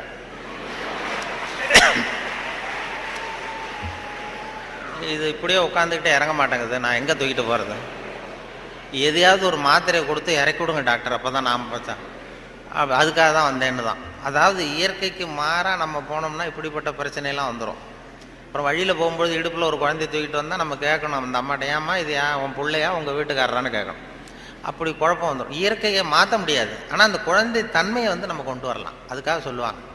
ஏன்னா இதய நோய் இன்றைக்கி வராதவர்கள் 2 பேருக்கு வர்றதில்லை. ஹார்ட் அட்டாக் வராத குரூப் யாருன்னா, இந்த நரிக்குறவர்களுக்கு இது வரைக்கும் வந்ததே கிடையாது இதய நோய். வாழ்க்கையை ரொம்ப லேசாக எடுத்துக்கிறவங்க. அவங்களுக்கு வெற்றியும் சந்தோஷத்தை தரும், தோல்வியும் சந்தோஷத்தை தரும். அது இப்போ எங்கள் ஊரில் எல்லாம் இந்த துப்பாக்கி சுடுறதுக்கு, இந்த வேட்டைக்கு துப்பாக்கி வச்சுருப்போம் எங்கள் ஊர் பக்கம், அந்த காட்டில் அது நரிக்குறவை சுடுவாங்க. கூட்டமாக பறந்து போகிறப்ப சுட்டால் ஒரு பறவை விழுந்ததுன்னா சந்தோஷப்படுவார், துள்ளுவார். அதே மாதிரி தப்பிச்சு போனாலும் துள்ளுவார், ஆகா எவ்வளோ அருமையாக போகுதுன்னு. நமக்கு தான் பயமாக இருக்கும், ஐயோ ஒரு குண்டு வேஸ்ட் ஆகிட்டுதுன்னு. அதனால் நரிக்குறவர்களுக்கும் வர்றதில்லை. அதே மாதிரி இன்னொரு குரூப்புக்கு ஹார்ட் அட்டாக் இது வரைக்கும் வந்ததில்லை. மருத்துவ உண்மை யாருன்னா, பைத்தியக்காரனுக்கு வந்ததே கிடையாது. பைத்தியக்காரங்களுக்கு இது வரைக்கும் ஹார்ட் அட்டாக்கும் வந்ததில்லை. ஏன்னா அவங்க எதுவாக ஆக நினைக்கிறார்களோ அதுவும் ஆயிடுறாங்க. அவங்க இப்போ நான் இந்த நாட்டுக்கு பிரதம மந்திரி ஆகணும்னு நினைக்கிறேன்னா, நான் எந்த கட்சியில் சேர்றது, எங்கே போகிறது, எப்படி பண்ணுறதுன்னு நான் டென்ஷன் ஆகிடுறேன். அதாவது என் இருதயத்துக்கு அதிகமாக வேலை கொடுக்குறேன். ஒரு துடிப்புக்கும் இன்னொரு துடிப்புக்கும் நடுவில் இருக்கிற ஓய்வு தான் என்னுடைய ஆயுளை நிர்ணயம் பண்ணுது. நான் பிரதம மந்திரி ஆகணுங்கிற ஆவலில் எனக்கு துடிப்பை அதிகமாக்கி ஆயுளை குறைச்சிக்கிறேன், ஹார்ட் அட்டாக் வந்துடுது. ஆனால் ஒரு பைத்தியக்காரன் பிரதம மந்திரி ஆகணும்னு நினைக்கிறான்னு வைங்க, அவன் ஆனதாகவே நினச்சிட்றான். அவனுக்கு முயற்சி தேவைப்படாது. எதுவாகணும்னு நினைக்கிறானோ அதுவும் ஆயிடலாம். ஒரு சினிமா நடிகர் ஆகணும்னு பைத்தியம் பிடிச்சதுன்னா, நான் தான் ரஜினிகாந்த் அப்படிம்பான். அதாவது அது மாதிரி ஆகிடும். அந்த அந்த மன அளவில் அந்த நிறைவு வந்துடுறதுனால அவங்களுக்கு இதய நோய் வர்றதில்லை. இது அவங்கள்ட்டேருந்து நாம் கற்றுக்க வேண்டியதான். அதனால தான் எதையும் லேசாக எடுத்துங்கன்னு சொல்லி இப்போ இந்த காலத்தில் எல்லாரும் உபதேசம் பண்ண ஆரம்பிச்சிட்டாங்க. அதாவது இப்போ சித்த சுவாதீனத்துடன் கூடிய பைத்தியத்தன்மையுடன் வாழ கற்றுக்கொள்ளுங்கள் அப்படிங்கிறது இந்த காலத்து மனிதர்களுக்கு சொல்லப்படுகிற உபதேசம். சித்த சுவாதீனத்துடன் கூடிய பைத்தியத்தன்மையுடன் வாழ கற்றுக்கொள்ளுங்கள் அப்படின்னா, அது என்ன பைத்தியத்தன்மை சித்த சுவாதீனம்னா, நாம் சித்த சுவாதீனமாக இருக்கணும், இன்னொருத்தர் பைத்தியக்காரத்தனமாக பேசினா ஒத்துக்கணுமா? இப்போ உங்கள் வீட்டில் அல்லது உங்கள் நண்பர்கள்ட்ட யார்ட்டையோ கேட்குறீங்க, 8ஐயும் 3ஐயும் பெருக்குனா என்னன்னு கேட்குறீங்க. 8ம் 3ம் பெருக்குனா 23ன்னு சொல்கிறாருன்னு வைங்க, உடனே நீங்கள் சண்டைக்கு போகக்கூடாது. தப்பு, நீ சொல்கிறது தப்புன்னு சண்டை போகக்கூடாது. பரவாயில்ல, நீ 23ன்னு இது நினச்சிருக்க, நான் 24ன்னு நான் எனக்கு சொல்லி கொடுத்துருக்குறாங்க. சரி, உங்கள் வாத்தியார் அப்படி சொல்லி கொடுத்துருக்காரு, எங்கள் வாத்தியார் அப்படி சொல்லி கொடுத்துருக்காரு, ஒன்று தானே வித்தியாசம், அதுவும் வாய்ப்பாட்டில் எத்தனையோ எடிஷன்லாம் இருக்கு இல்லையா, அதனால் பரவாயில்ல அப்படின்ட்டு போயிடணும். இதுதான் சித்த சுவாதீனத்துடன் கூடிய 24 தான் உண்மைங்கிறது தெரியும் நமக்கு, சரிங்கிறது. 23ஐயும் சரின்னு ஒத்துக்கிறோம் பாருங்க, அதை தான் சித்த சுவாதீனத்துடன் கூடிய. அப்படி இருக்கிறவங்களுக்கு இதய நோய் வராதான். அது துல்லியம்ங்கிறது அதில் வேணும். அதாவது இப்போ ஒரு மாணவன் படிச்சுட்டு இன்டர்வியூக்கு போனான், ஒரு பேங்க் உத்தியோகம். அங்கே கேள்வி கேட்டாங்க, 8ஐயும் 3ஐயும் பெருக்குனா என்னப்பான்னு. அவன் சொன்னான், 8ஐயும் 3ஐயும் பெருக்குனா 23ன்னு சொல்லிட்டான், வாய் தவறி சொல்லிட்டான். சரி, போயிட்டு வான்ட்டாங்க இன்டர்வியூவில். வெளியில் வரும்பொழுது யோசித்தான், இது என்ன ஒரு சின்ன கணக்கு தானே கேட்டாங்க, இது தப்பாக சொல்லிட்டோமே, 8-3-23 சொல்லிட்டோமே, இது கூட தெரியலன்னா நமக்கு எப்படி பேங்க்கில் வேலை கிடைக்கும்? நிச்சயமாக நமக்கு இந்த வேலை இல்லை, ஏதோ உளறிவிட்டோம் அப்படின்னு சொல்லி போயிட்டான் வீட்டுக்கு. வீட்டுக்கு போனால் ஒரு வாரத்தில் அப்பாயின்மெண்ட் ஆர்டர் வந்துட்டுது அவனுக்கு, நீ வந்து வேலையில் சேர்ந்துக்கிடான்னு. உடனே அப்போ அவன் நினச்சானா, சரி நாம் பதில் சொன்னதை அவரும் சரியாக காதில் வாங்கலை போல இருக்கு, கேள்வி கேட்டவரும், அதனால் இதை சொல்லிடக்கூடாது, பேசாமல் போய் வேலையில் சேர்ந்துருவோம் அப்படின்னு போய் நேராக போய் வேலையில் சேர்ந்துட்டான். சேர்ந்து வேலை பர்மனெண்ட் ஆனதுக்கப்புறம் அந்த மேனேஜர்கிட்ட போய் உக்காந்தான். சார், அன்னைக்கு இன்டர்வியூக்கு வந்தப்போ என்ன ஒரு கேள்வி கேட்டீங்க, 8-3 பேருக்கு நான் என்னென்னு, நான் வாய் தவறி 23 சொல்லிட்டேன், நீங்களும் சரியாக கவனிக்கலை போட்டுருக்கு சார், எனக்கு வேலை கொடுத்துட்டீங்க, ரொம்ப தேங்க்ஸ் அப்படின்றான். இனிமேல் ஒன்றும் பண்ண முடியாதுன்னு. அப்போ அந்த மேனேஜர் சொன்னார், அப்படி இல்லைப்பா, அன்னைக்கு இன்டர்வியூக்கு வந்தது ஒன்றையும் சேர்த்து 294 பேர் வந்தீங்க இன்டர்வியூக்கு, நான் 294 பேர்கிட்ட இந்த கேள்வி கேட்டேன், 8-3 பேருக்கு நான் என்னென்னு, நீ சொன்னது தான் நியரஸ்ட் கரெக்ட் ஆன்சர், நான் அதனால தான் வேலை கொடுத்தேன், நான் ஒன்றும் தப்பாக பண்ணிவிடல அப்படின்னு. நானும் அதாவது வாழ்க்கையில் வெற்றி பெறணும், இதய நோய் வரக்கூடாது, ஹார்ட் அட்டாக் வரக்கூடாதுன்னு நினைக்கிறவர்கள் நியரஸ்ட் கரெக்ட் ஆன்சரை தான் பார்க்கணுமா. வாழ்க்கையில் நியரஸ்ட் கரெக்ட் ஆன்சர் பார்க்குற மனோபாவம் வந்து இதயத்தை நல்லா வச்சுருக்கோம். ஆனால் அறிவியலில் அப்படி பார்க்கக்கூடாது. அறிவியலில் ரொம்ப துல்லியம் அவசியம். இப்போ உங்கள் பொறியியல் சம்மந்தப்பட்ட விஷயங்கள்லையோ அறிவியல் சம்மந்தப்பட்டதில் துல்லியம் தான் முக்கியம், அதில் போய் நியரஸ்ட் கரெக்ட் ஆன்சர் பார்க்கக்கூடாது. வாழ்க்கைங்கிற கணக்கில் நியரஸ்ட் கரெக்ட் ஆன்சர் தான் பார்க்கணும், ரொம்ப துல்லியமாக எதையும் பார்க்கக்கூடாது. அறிவியல் வந்து துல்லியம் போச்சுன்னா போச்சு. இப்போ நம்ம ஒரு ராக்கெட் விடுறோம், செவ்வாய் கிரகத்துக்கு விட்டோம், புதன் கிரகத்தில் போய் இறங்கிவிட்டது, பரவாயில்ல, ஒரு கிரகம் தானே வித்தியாசம் அப்படின்னு அதில் போய் அப்படி போகக்கூடாது. செவ்வாய்க்கு அடுத்தது புதன் தானே, பரவாயில்லன்னு அப்படி போக முடியாது. அறிவியலில் துல்லியம் முக்கியம். வாழ்க்கைங்கிற விளையாட்டில் இந்த பர்ஃபெக்ஷன் பார்க்காதீங்கோ. பர்ஃபெக்ஷன் ஒன்று உலகத்தில் ஒன்றுமே கிடையாதான். பர்ஃபெக்ஷன் நானாக என் மனசில் ஒரு உருவத்தை வரைஞ்சிக்க வேண்டியது, படத்தை போட்டுக்கிறது, அதே மாதிரி எதிரில் இருக்கிறது இருக்கான்னு நான் பார்க்குறேன். நான் உள்ளுக்குள்ளே என்ன வரைஞ்சிருக்கணும் அதே மாதிரி இருந்ததுன்னா பர்ஃபெக்ட்னு சொல்கிறேன், அது இல்லைன்னா அது சரியில்லைங்கிறேன். அதாவது கோளாறு நான் வரைஞ்ச படத்தில் இருக்கே தவிர பொருள் இல்லை. உலகத்தில் எது எப்படி இருக்கணுமோ அது அப்படி தான் இருக்குது. அழகாக இருக்கிற பொருளை நீங்கள் விரும்புவதில்லை, அழகாக இருக்கிற பொருளை நீங்கள் விரும்புவதில்லை, நீங்கள் விரும்புகிற பொருள் அழகாக இருக்கிறது அப்படிங்கிறது தான் உண்மை.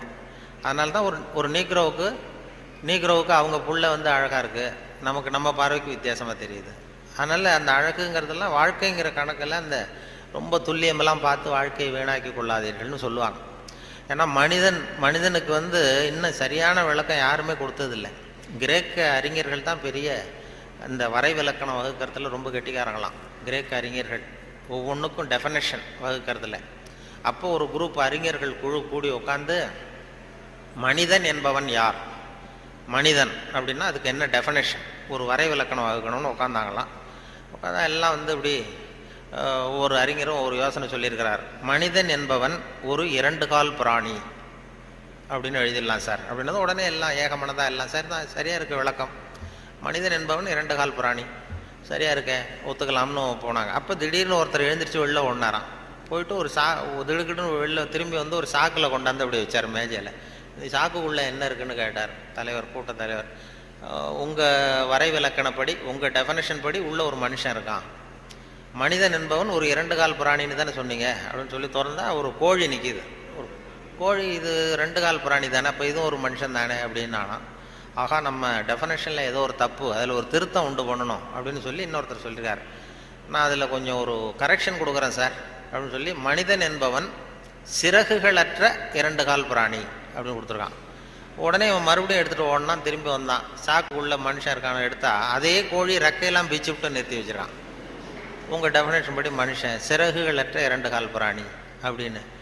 அப்புறம் தான் அந்த கிரேக்க அறிஞர்களே சொல்லிட்டாங்களாம், மனிதனுக்கு அதாவது இப்போ ஏதாவது ஒன்றும் முடியலன்னா இப்போ நம்ம என்ன பண்ணுறோமோ அது மாதிரி அதே முடிவுக்கு வந்தாங்க. அதாவது சபையை ஒத்தி வைக்கப்படுகிறது அப்படின்னு சொல்லிவிட்டு கடைசி வரைக்கும் அது டெஃபினேஷன் கொடுக்கல. மனிதனுக்கு வந்து விஞ்ஞானம் போட்டிருக்கிற வேலை வேறு. விஞ்ஞானம் கெமிஸ்ட்ரி என்ன சொல்லுதுன்னா, ஒரு சராசரி மனுஷ உடம்புல இருக்கிற கால்சியத்தை மட்டும் தனியாக எடுத்தால் ஒரு சின்ன ரூமுக்கு வெள்ளடிக்கலாம். ஒரு சராசரி மனுஷ உடம்புல இருக்கிற கொழுப்பை மட்டும் தனியாக எடுத்தால் ஒரு 10 சோப்பு கட்டி தயார் பண்ணலாம்.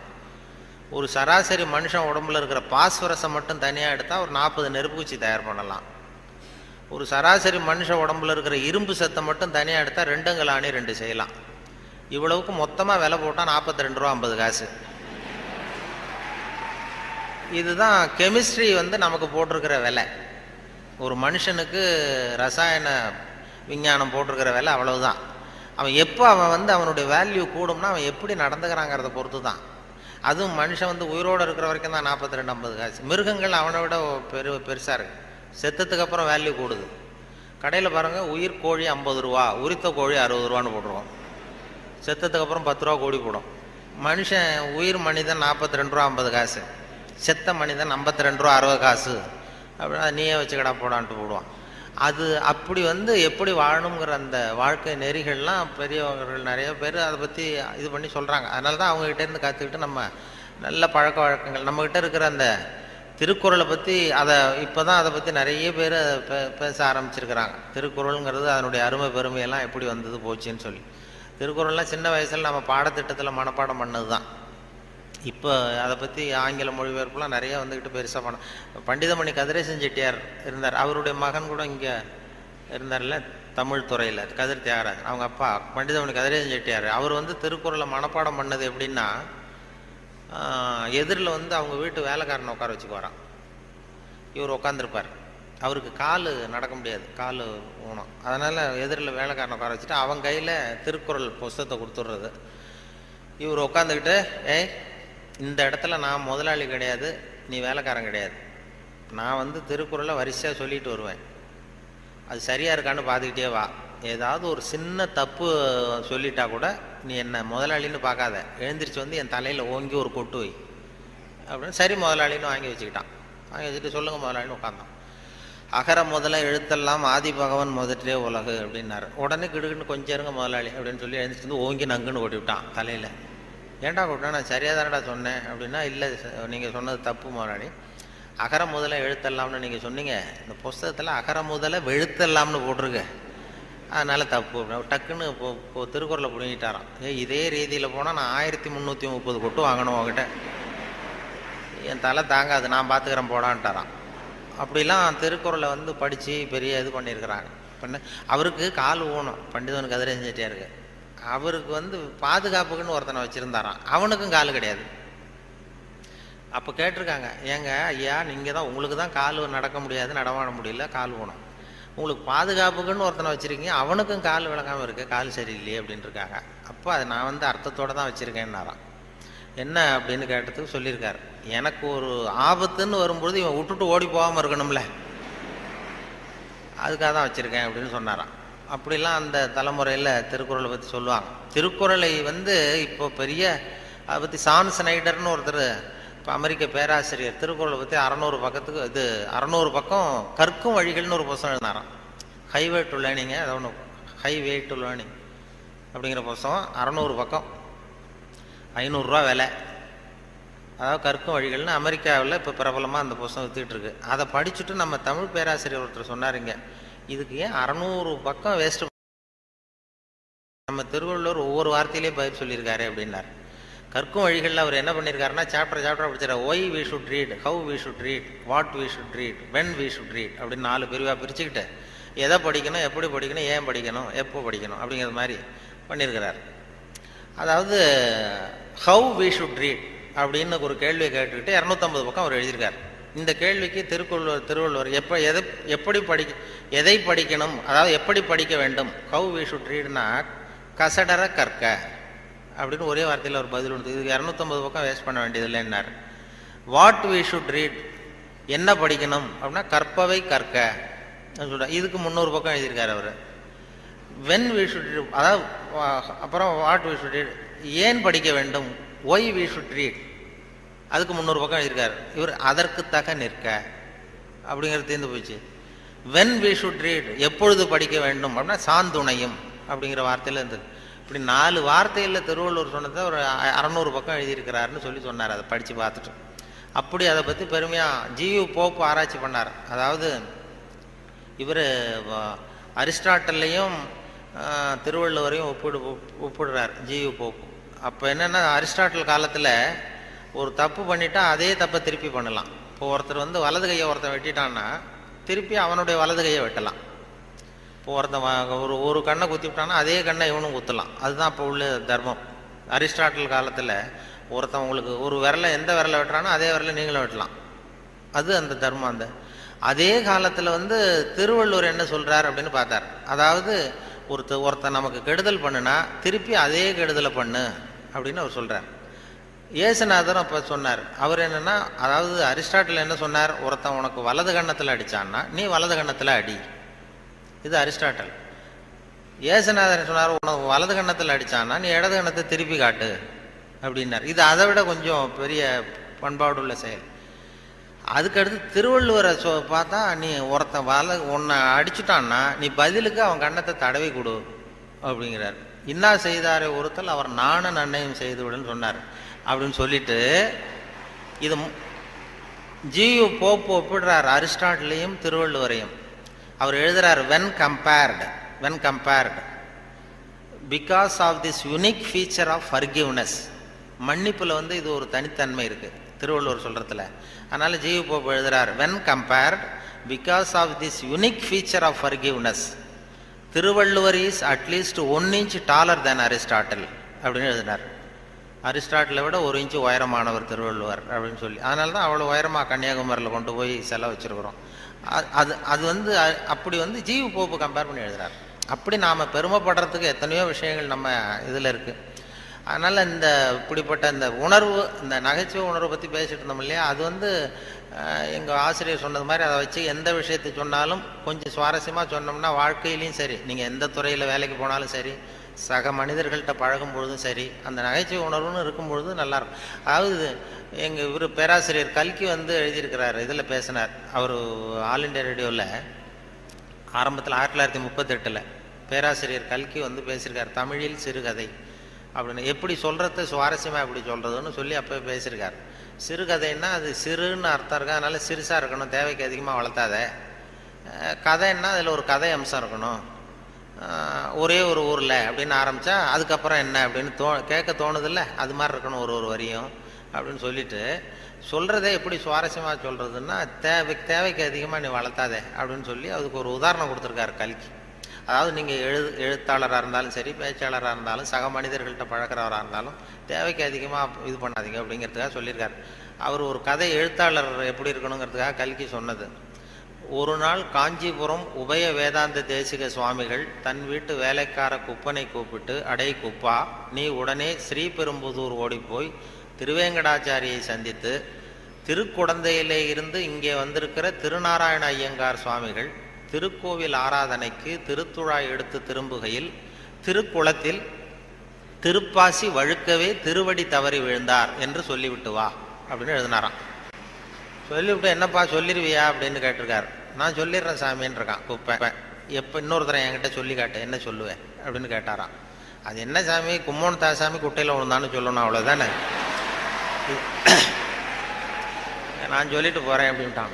அப்போ கல்கி சொல்கிறார், சிறுகதையின் இலக்கணம் குப்பனுக்கு புரிந்திருக்கிறது, உபய வேதாந்த தேசிக சுவாமிகளுக்கு புரியவில்லை அப்படின்னு அவர் பேசியிருக்கார். அந்த வானொலி இதில் ஒலிப்பதிவில் கேட்டேன், அது அப்படியே வச்சுருக்காங்க. அப்போ பேசுனதெல்லாம் அப்பப்போ இது பண்ணி வச்சுருக்கிறது. அதே மாதிரி கொத்தமங்கலம் சுப்புன்னு ஒருத்தர் பெரிய பிரபலமான வில்லுப்பாட்டு கலைஞர். அப்புறம் அவர் காந்தி மகான் கதைன்னு ஒரு வில்லுப்பாட்டு எழுதினார். அப்போ காந்தி மகான் கதை வில்லுப்பாட்டு அவருக்கு அந்த வில்லுப்பாட்டை கேட்குறதுக்கு ஏகப்பட்ட கூட்டம், எல்லாரும் பெரிய ரசிகர்கள். ஆனால் அதையே புஸ்தகமாக போட்டு விற்றாரு, விற்கல. காந்தி மகான் கதை புஸ்தகமாக போட்டு புத்தகமாக விற்கும்பொழுது யாரும் வாங்கிறதுக்கு ஆள் இல்லை, அவரே வீட்டில் அடிக்க வச்சுருந்தார். அதை அப்போ அந்த வில்லுப்பாட்டு இருக்கு, காந்தி மகான் கதை வில்லுப்பாட்டை நான் ரேடியோவில் போடுறதுக்காக எடுத்து பதிவு பண்ணிகிட்டு இருந்தேன். அப்போ ஒரு கட்டம் வந்தது, காந்தியை சுடுற இடத்துல அவர் கதறி அழுறார். கதறி அப்படியே நிஜமாகவே அழுறார் காந்தி சுடப்படுற இடத்துல. அந்த வில்லுப்பாட்டு அது பதிவாக இருக்குது, அதை போட்டு கேட்டேன். அப்போ எனக்கு ஒரு சந்தேகம், இது எப்படி, அதாவது ஒரு தடவை சொல்கிறப்போ அழுக வரலாம் அவருக்கு, இந்த வில்லுப்பாட்டை திருப்பி திருப்பி பாடிக்கிட்டே இருப்பார். ஒரு 500 தடவை 600 தடவை சொல்லும்பொழுது 600வது தடவையும் காந்தியை சூடு பண்ணிகிட்டு இருக்கிறாங்க. அதனால் நல்ல பழக்க வழக்கங்களை ஏற்படுத்திக்கணுங்கிறது தான் ரொம்ப முக்கியமான விஷயம். அதனால் இதில் எப்படி நான் சொன்னது மாதிரி எவ்வளவு நேரம் எதை தாக்க முடியும், குடும்பத்தில் ரொம்ப ஒரு அனுசரிப்புத்தன்மை, சகிப்புத்தன்மை இதெல்லாம் வேணுங்கிறத பற்றி நிறைய அந்த சின்ன சின்ன விஷயங்களாக தான் வானொலி சொல்கிறது உண்டு. இந்த நகைச்சுவைன்னு சொன்னதுனால அதை சேர்த்து கதையாக சொல்கிறது உண்டு. சின்ன விஷயங்களை வந்து அப்படியே இப்போ குடும்பத்தில் வந்து ஒரு அனுசரிப்பு தன்மை வேணும், வாழ்க்கைங்கிறது ஒரு பெரிய பிரயாணம், குடும்பத்தில் அனுசரிப்பு தன்மை வேணும் அப்படின்னா அப்போ அதுக்கு ஒரு கதை மாதிரி சொல்லிடுறது வானொலி ஊடகத்தில். இப்போ ஒரு குடும்பத்தில் கணவன் மனைவி 2 பேர் இருந்தாங்க, 2 பேருக்கு ஒரு குழந்தை பிறந்தது. அதுக்கு பேர் வைக்கிறதுல தகராறு வந்துட்டு தான், என்ன பேர் வைக்கிறதுன்னு. அவன் சொல்கிறான் எங்கள் அப்பா பேர் தான் வைக்கணுங்கிறான், இந்த அம்மா சொல்லுது எங்கள் அப்பா பேர் தான் வைக்கணுங்குது, தகராறு. உடனே என்ன காலையிலேருந்து சண்டை, குழந்தைக்கு பேர் வைக்கிறதுல அதில் கூட ஒத்து போக முடியல. உடனே எதிர்த்து வீட்டுக்காரன் ஒருத்தன் வந்தான், வந்து என்ன உங்கள் வீட்டில் காலையிலேருந்து சண்டைன்னு கேட்டிருக்கான். அது ஏன் கேட்குறீங்க, இந்த குழந்தைக்கு பேர் வைக்கிறதுல தகராறு, நான் எங்கள் அப்பா பேரை வைக்கணுங்கிறேன், அவங்க அப்பா பேரை வைக்கணும்னு சொல்லுது, என்ன பண்ணுறது தெரியலன்னு தான் அவன் சொன்னானா. இது ஏன் சண்டை போடுறீங்க, எதிர்த்து வீட்டுக்காரன்னு நான் ஒருத்தன் எதுக்கு இருக்கேன், என்கிட்ட சொல்ல வேண்டியது தானே அப்படின்னு சொல்லிவிட்டு, ஏன்ப்பா உங்கள் அப்பா பேர் என்னன்னு கேட்டிருக்கான். எங்கள் அப்பா பேர் சீனிவாசன் அப்படின்ட்டுருக்கான். சரிம்மா உங்கள் அப்பா பேர் என்ன, எங்கள் அப்பா பேர் கிருஷ்ணன். இவன் யோசித்தான், சரி குழந்தைக்கு சீனிவாச கோபாலகிருஷ்ணன் அப்படின்னு பேர் வச்சுருங்க, இதுக்கு ஏன் தகராறு அப்படின்ட்டு போயிட்டான். போனதுக்கப்புறம் இந்த இவங்க 2 பேரும் பேசிக்கிறாங்க, அது எப்படி இந்த சீனிவாசன் சரி கிருஷ்ணன் சரி, நடுவில் கோபாலம் எங்கேருந்து வந்தான். ஓடி போய் கூப்பிட்டு வந்தாங்களாம் அவனை, வாடா வாடா கிட்டவா, அது யாரா கோபாலன் அப்படின்னா அது எங்கள் அப்பா பேர், நீ நீ அதை மட்டும் எதுக்கு விட்டுட்டு போகிற, சேர்த்து வச்சுக்கோனா. அதாவது 2 பேருக்குள்ள ஒரு அனுசரிப்பு தன்மை இல்லைன்னா கோபாலன்னு ஒருத்தன் குறுக்க வருவான், அப்படி வரும். அந்த வாழ்க்கையில் வந்து அனுசரிப்பு தன்மைங்கிறது ரொம்ப அவசியம். வாழ்க்கையில் ஒருத்தர் அனுசரித்து போகிறது, அதாவது சந்தேகப்படாமல் இருக்கணும்னு சொல்லுவாங்க. ஒரு பையன் புதுசாக ஒரு பொண்ணை கல்யாணம் பண்ணிட்டு வந்தான். எல்லாரும் என்ன பண்ணிட்டாங்க, ஏய் நீ கல்யாணம் பண்ணிட்டு வந்திருக்கேன், அந்த பொண்ணுக்கு காது கேட்காதுடா, காது சரியாக கேட்காது அப்படின்ட்டு இருக்காங்க. இவன் அதை எப்படி சோதனை பண்ணுறது, டெஸ்ட் பண்ணுறது, அப்படி நேராக கேட்டால் சண்டை வந்துடும், உனக்கு காது கேட்குதான்னு கேட்கக்கூடாது. வெளியில் போய் தெருவில் வந்து நின்றுக்கிட்டு இன்னைக்கு என்ன சாம்பார் அப்படின்னா பதிலே வரல. ஆகா நம்ம சந்தேகப்பட்டது சரிதான் அப்படின்னு முடிவு பண்ணிட்டான். அடுத்தது வந்தான் வீட்டுக்குள்ளே வந்து நின்றுட்டு 2வது தடவை கேட்டான், கூடத்தில் வந்து நின்றுட்டு இன்னைக்கு என்ன சாம்பார் அப்படின்னா அப்பவும் பதில் வரல. சரி நம்ம மனைவிக்கு நம்ம சந்தேகப்பட்டு காது கேட்கல அப்படின்ட்டு அடுத்தது அடுப்பங்கரைக்கே போயிட்டான். அந்த பொண்ணு எதை சமைச்சிக்கிட்டு இருக்கு, அது கிட்ட போய் அது காது ஓரமாக இப்படி காயே வச்சுக்கிட்டு ரொம்ப சத்தம் போட்டு கத்துறான். 3வது தடவையா இன்னைக்கு என்ன சாம்பார்னு கத்துறான். அந்த பொண்ணு கொஞ்சம் கூட அலட்டிக்கல, மெதுவாக இவன் பக்கம் திரும்பி இவன் காது ஓரமாக சொல்லிச்சான், 3வது தடவையா சொல்கிறேன் முருங்கைக்காய் சாம்பார் அப்படின்னு தான்.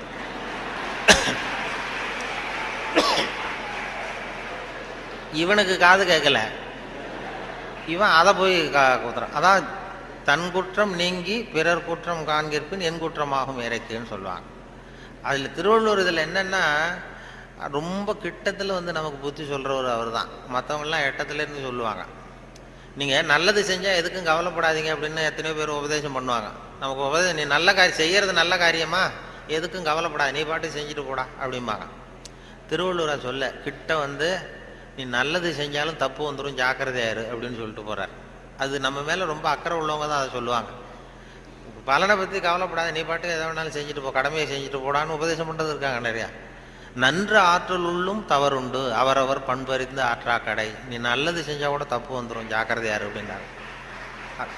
அது நம்ம பேரில் அக்கறை, அவ்வளவு அக்கறை உள்ளவங்க தான் அதை சொல்ல முடியும். இப்போ ஒருத்தன் ஒரு தெருவில் வந்து ஒருத்தன் குடிகாரன் நடு ராத்திரி 12 மணி ஆடிக்கிட்டே நிற்கிறான். ஒரு பெரியவர் வந்தார், இந்த நேரம் அப்படி அநியாயமாக அப்படி ஆடிட்டு நிற்கிறீ, உங்கள் வீடு எங்கடா இருக்குன்னா அண்ணாந்து பார்த்தான். பக்கத்தில் பார்த்தார், ஒரு மாடிப்படி மாதிரி படிப்படியாக இருக்குது, அங்கே ஒரு ரூம் இருக்குது, கதவு இருந்தது, அங்கே தான் இருக்கேன்னா பிடிச்சி எடுத்துகிட்டு போனார். வாடா உன்னை கொண்டு வந்து வீட்டில் விட்றேன்னா வரமாட்டேங்கிறான். நீ வாடான்னு வலுக்கட்டாயமாக அந்த பெரியவர் அந்த குடிகாரனை பிடிச்சி தரன்னு இழுத்துட்டு போய் மாடிப்படியில் இந்த கதவை திறந்து உள்ற போய் படுறா அப்படின்னா போக மாட்டேங்கிறான். ஒரு வலுக்கட்டாயமாக கழுத்தை பிடிச்சி உள்ற தள்ளி கதவை சாத்தி விட்டு இறங்கி வந்துட்டார். அப்பாடா ஒரு நல்ல காரியம் பண்ணோம்.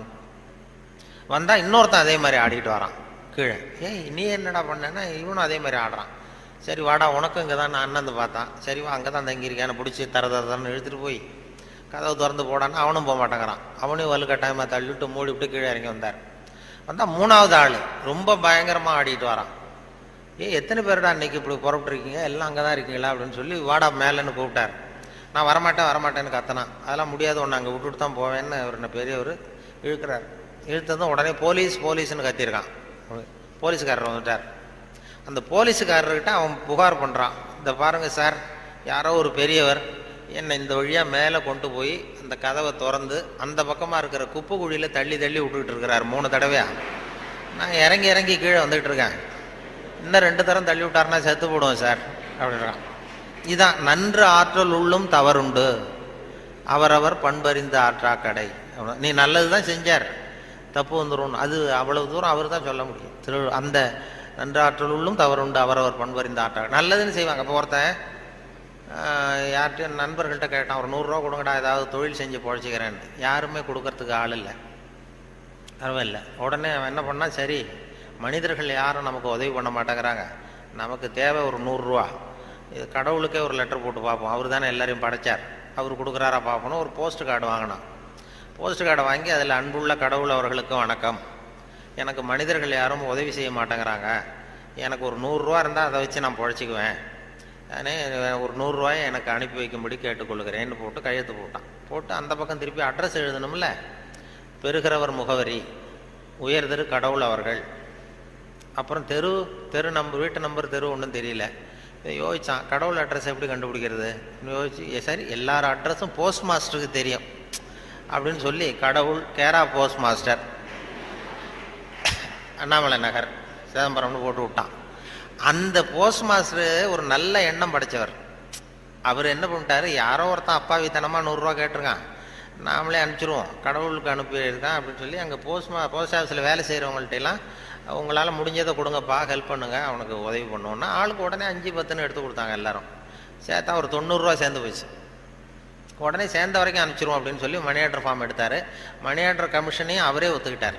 அவரே எடுத்துக்கிட்டு இந்த சேர்ந்த பணம் 90 ரூபாய் வச்சு அந்த அவனுக்கு அனுப்பிச்சிட்டார். அவன் வாங்கிட்டான். வாங்கி 90 ரூபா வாங்கிட்டு மறுபடியும் ஒரு போஸ்ட் கார்டு வாங்கினான். வாங்கி மறுபடியும் கடவுளுக்கே ஒரு லெட்டர் எழுதினான். அன்புள்ள கடவுள் அவர்களுக்கு வணக்கம், நீங்கள் அனுப்பிய பணம் வந்து சேர்ந்தது, ரொம்ப நன்றி. இருந்தாலும் உங்களுக்கு ஒரு யோசனை சொல்ல விரும்புகிறேன், ஆலோசனை, அறிவுரை. இனிமேல் நீங்கள் எனக்கு பணம் அனுப்பும் பொழுது போஸ்ட் மாஸ்டர் மூலமாக அனுப்ப வேண்டாம், அவர் ஒரு 10 ரூபாயை எடுத்து வச்சுக்கிறார் அப்படின்னா. நல்லது செய்ய போய் கெட்ட பேர் வந்துடுது பாருங்க. இதுதான் நன்று ஆற்றல் உள்ளும் தவறுண்டு, நன்று ஆற்றல் உள்ளும் தவறுண்டு, அவரவர் பண்பறிந்த ஆற்றா கடை அப்படிங்கிறது அதான். அப்படி அதை பண்ணியிருக்கிறாங்க. அதை ரொம்ப அருமையாக இவர் சுத்தானந்த பாரதியார் மொழிபெயர்ப்பு இருக்கு, ஆங்கில மொழிபெயர்ப்பு. அதை திருக்குறள் தமிழில் எப்படி எழுதியிருக்காரோ அதே அழகில் அவர் ஆங்கிலத்தில் மொழிபெயர்த்திருக்கிறார். சுத்தானந்த பாரதியாருடைய ஆங்கில மொழிபெயர்ப்பு பார்த்தீங்கன்னா அப்படியே இருக்கும். அதாவது உடம்போடு உயிரிட என்ன, மடந்தையோடு எம்மிடை தொடர்புன்னு ஒரு திருக்குறள் இருக்கும். அதாவது இந்த பெண்ணுக்கும் எனக்கும் உள்ள தொடர்பு எப்படின்னா உடம்புக்கும் உயிருக்கும் உள்ள தொடர்பு மாதிரி அப்படின்னு அந்த இதில் திருவள்ளுவர் எழுதியிருப்பார். உடம்போடு உயிரிட என்ன, மற்றென்ன, மடந்தையோடு எம்மிடை தொடர்பு. அதை சுத்தானந்த பாரதியார் மொழிபெயர்த்திருக்கிறார். The love between me and this lady is like bond between soul and body, இப்படி எழுதியிருக்கு. அதே போல் 2 வரியில் அந்த காலத்தினால் செய்த நன்றி செய்த ஞாலத்தின் மானப்பெரிது, அது மாதிரி a help rendered in hour of need, so though smaller greater than the world அப்படின்னு இப்படி அழகாக அதை பண்ணியிருப்பார். இவர் சொன்ன அந்த நம்ம நாவலர் நெடுஞ்செழியன், அவர் அந்த திருக்குறள் மொழிபெயர்ப்பு வந்தப்போ வானொலி நிலையத்துக்கு வந்திருந்தார். அப்போ முன்னாடி ஒரு அறையில் உட்காந்து பேசிகிட்டு இருக்கிறோம், அவர் பதிவுக்கு முன்னாடி. அப்போ கேட்டார், நீ என்ன படிச்சிருக்கேன்னு என்ன கேட்டார். நான் வந்து விவசாயம் படிச்சிருக்கேன் சார் அப்படின்னு. விவசாயம் படிச்சிருக்கேன்னா அப்போ உங்ககிட்ட தான் ஒரு கேள்வி கேட்கணும் அப்படின்னு கேட்க ஆரம்பித்தார். என்ன சார் கேட்க போறீங்கன்னா, இந்த காலத்தினால் செய்த நன்றி செய்தேனும் ஞாலத்தின் மான பெரிதுன்னு ஒரு திருக்குறள் இருக்குல்ல. ஆமான்னு. அது வந்து அது பொருத்தமா இல்லையே அந்த உதாரணம்னார். என்னன்னு கேட்டேன். காலத்தினால் செய்த நன்றினா ஒருத்தன் ஒரு அவ தேவைப்படுறப்ப செய்கிற உதவி பூமியை விட பெருசு. ஞாலத்தின் மான பெரிதுன்னா பூமிங்கிறது ஒரு பௌதிக பொருள், அது உருண்டை. உதவிங்கிறது ஒரு செயல். நீ ஒருத்தனுக்கு அந்த நேரம் பார்த்து செய்கிற உதவி வந்து பூமியை விட பெருசுன்னா நீ செய்கிற செயல் உருண்டையா இருக்கா? அதுக்கும் பூமி உருண்டைக்கும் என்ன சம்பந்தம்? அது பொருத்தமா இல்லையேன்னு அவர் சொன்னார். நெடுஞ்சே ஆமாம் சார், எனக்கும் அது பொருத்தம் அப்படி தான் தெரியுது அப்படின்னா. இல்லை இல்லை, நீ விவசாயம் படித்ததுனால கேட்டேன் உங்ககிட்ட அப்படின்னு சொல்லிட்டு அப்புறம் அதுக்கு அவர் விளக்கம் கொடுத்தார். அது அப்படி இல்லை தம்பி அப்படின்னு சொல்லிட்டு, காலத்தினால் செய்த நன்றிங்கிறது நேரம் பார்த்து உதவி செய்கிறது. பூமி வந்து உடனே உதவி செய்யாது. அது எப்படின்னா, இன்னைக்கு ஒரு கத்திரிக்காய் செடியை நட்டின்னா ஒரு 4 மாதம் கழிச்சு தான் கத்திரிக்காய் காய்க்கும். இன்னைக்கு ஒரு நெல்லை நடவு பண்ணினா ஒரு 3.5 மாதம் 4 மாதம் கழிச்சு தான் உனக்கு பலன் கொடுக்கும். 4 மாதம் கழித்து பலன் கொடுக்குற பூமியை விட உடனே செய்கிற உதவி பெருசு இல்லையா? அதனால தான் காலத்தினால் செய்த நன்றி செய்தேன்னு ஞாலத்தின் மான பெரிது அப்படின்னார். இதை நாவலர் நெடுஞ்செழியன் சொன்னார். அப்படி அவரெல்லாம் அவர் அரசியலுக்கு வந்திருக்க வேண்டியதில்லை, இலக்கியத்தோடு இருந்திருந்தா நல்லா இருக்கும்னு சொன்னார். அப்புறம் அடுத்த கேள்வியும் கேட்டார், அவர் விடலை. அப்புறம் நிலையில் தெரியாத அடங்கியா இருந்தோம். அப்புறம் கடலை விட பெருசி, அதாவது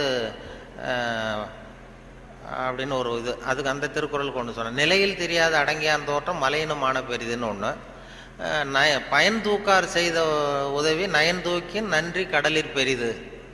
அதாவது பயன் கருதாமல் செய்கிற உதவி கடலை விட பெருசுன்னு சொல்கிறாரு. கடலுங்கிறது விரிந்தது. பயன் கருதாமல் செய்கிற உதவிக்கும் கடலுக்கும் என்ன சம்பந்தம்னு கேட்டார், இந்த முதல் கேள்வி மாதிரி. அப்புறம் அவரே விளக்கம் கொடுத்தார். கடல் பயன் கருதி தான் நமக்கு உதவி செய்யும். அதாவது நம்மகிட்ட இருக்கிற தண்ணி ஆவியாக போய் மறுபடியும் மேகமாகி மறுபடியும் மழையாக பொழிஞ்சு அந்த தண்ணி மறுபடியும் நம்மகிட்டே வந்துடும். அப்படிங்கிற பயன் கருதி கடல் உதவி செய்யுது. அதை விட பயன் கருதாமல் செய்கிற உதவி பெருசு இல்லையா? அதனால தான் கடலை விட பெருசுன்னு சொன்னார் அப்படின்னு சொல்லி அவர் விளக்கம் அதை கொடுத்தார். இப்போ நிலையில் தெரியாத அடங்கியான் தோற்றம் மலையினுமான பெரிது. அதாவது மனசு அடங்கணும்னா மலையை விட பெருசு அப்படின்னா மலை அசையாமல் இருக்கிறது ஒன்றும் அதிசயம் இல்லை, மனம் அசையாமல் இருக்கிறது தான் அதிசயம். அதனால் மலையை விட பெருசுன்னு சொல்லி அவர் விளக்கம் கொடுத்துட்டு போனார். மனசை அசையாமல் வச்சுருக்கிறது ரொம்ப கஷ்டம். அது சொல்லிடலாம், மனசை நான் கட்டுப்படுத்துகிறேன்னு. ஒருத்தன் நான் என்ன பெரிய பெரிய துறவிகள்லாம் நான் மனசை கட்டுப்படுத்துகிறேன்னு ஒருத்தன் சவால் விட்டுட்டு போனானா, போய் என்ன பண்ணுறதுன்னா ஒரு நடு காட்டில் போய் உட்காந்துக்கிட்டான். மனசை கட்டுப்படுத்துறது என்ன பெரிய காரியம் நான் பண்ணுறேன் அப்படின்ட்டு அப்படியே உட்காந்தான். உட்காந்து பார்த்தா எதிரில் ஒத்தையடி பாதை, அதில் ஒரு நடனம் ஆடுற பொண்ணு போயிட்டுருக்கு. டான்ஸு ஸ்கூல் ஒன்று, டான்ஸு கற்றுக்கிறதுக்கு போயிட்டுருக்கு. இது என்ன இவ்வளோ தூரம் உட்காந்துருக்குறோம், இப்போவும் நமக்கு தொந்தரவாக இருக்குதே, கண் இடைஞ்சலாக இருக்கேன்னு சொல்லி பார்த்தான். 8 மணிக்கு கிளாஸு தினம் போயிட்டுருக்கு. இப்போ பார்த்தான், ஒரு துணியை எடுத்து கண்ணை கட்டிட்டு உட்காந்துட்டான். இனிமேல் பார்த்துக்கோ, இனிமேல் ஒன்றும் ஆகாதுன்னு. மறுநாள் உட்காந்தா 8 மணிக்கு அந்த காலில் கட்டியிருக்கிற சலங்கை சத்தம் கேட்டுதான், ஜல் ஜல்லுன்னு. இது ஏது காது தொந்தரவாக இருக்குது அப்படின்னு சொல்லி காதையும் கட்டிவிட்டான். கண்ணையும் கட்டிவிட்டான். இனிமேல் ஒன்றும் இப்போ பிரச்சனை இல்லை. மறுநாள் காலையில் 8 மணிக்கு அது தலையில் வச்சிருக்கிற பூ வாசம் அடிச்சிருக்கு. இந்த பொண்ணு மூக்கையும் கட்டிவிட்டான். கண்ணு காது மூக்கையும் கட்டிவிட்டு இனிமேல் நான் மனசை கட்டுப்படுத்துறேன்னு உட்காந்தானா. மறுநாள் காலையில் 8 மணி ஆச்சு. அப்போ இவன் மனசு நினச்சிதான், இந்நேரம் அவள் போயிட்டு இருப்பா அப்படின்னு. இதை விட அசையாமல் இருந்ததுன்னா அது மலையை விட பெருசு மனசு. நிலையில் தெரியாத அடங்கியான் தோற்றம் மலையினும் மான பெரிதுன்னா அதுதான். மலை அசையாமல் இருக்கிறது ஒன்றும் பெரிய ஆச்சரியம் இல்லை, மனசு அசையாமல் இருந்ததுன்னா அது பெரிய அதிசயம் அப்படின்னு சொல்லி அதுக்கு விளக்கம் அவர்கள் கொடுத்துக்கிட்டு இருந்தாங்க. அப்படி நிறைய அதை பற்றி நிறைய பண்ணுறாங்க. அதனால் நமக்கு உங்களுடைய எவ்வளவு நேரம் ஆச்சுன்னு தெரியல, எப்போ முடிக்கிறதுன்னு தெரியல. அது ஒரு கடிகாரம் வச்சா பரவாயில்ல. கடிகாரம் சொல்லுவாங்க பேச்சாளர்கள், சில பேச்சாளர்கள் ஆரம்பிச்சிருவாங்க, முடிக்க முடியாது, எப்போ முடிக்கிறதுன்னு தெரியாது. நெடுஞ்செழியனை பற்றி பேரறிஞர் அண்ணா சொல்கிறது உண்டு. நெடுஞ்செழியன் கூட்டம் நெடுஞ்செழியன் பேசி முடிக்கும் பொழுது அண்ணா சொல்லுவார், அவர் ஒரு பேசி முடிக்க போனார்னா அந்த பிளேன் அப்படி இறங்குறதுக்கு முன்னாடி 2 ரவுண்டு அடிக்குது இல்லை மேலே, அது மாதிரி ஒரு 2 ரவுண்டு அடிச்சுட்டு அப்புறம் தான் கீழே இறங்குவார் அப்படின்னு சொல்லி வேடிக்கை சொல்லுவார். அது மாதிரி பேச்சாளர்களுக்கு இப்போ ஒரு பேச்சாளர் பேசிக்கிட்டே இருந்தாராம், எவ்வளோ நேரம் ஆச்சுன்னு தெரியல. அப்புறம் சொல்லியிருக்காரு, ஐயோ உங்களை ரொம்ப நேரம் போர் அடிச்சிட்டேன் போல் இருக்கு, எனக்கு நேரம் போனதே தெரியல, கடிகாரத்தை பார்க்க மறந்துட்டேன் சார், மன்னிச்சுங்கன்னு இருக்கார். அப்போது ஒருத்தர் கோபமாக எழுந்திரிச்சு சொன்னாராம், ஏயா கடிகாரத்தை தான் பார்க்க மறந்த, பின்னாடி மாட்டிருக்கிற கேலண்டரையாவது பார்க்கக்கூடாதா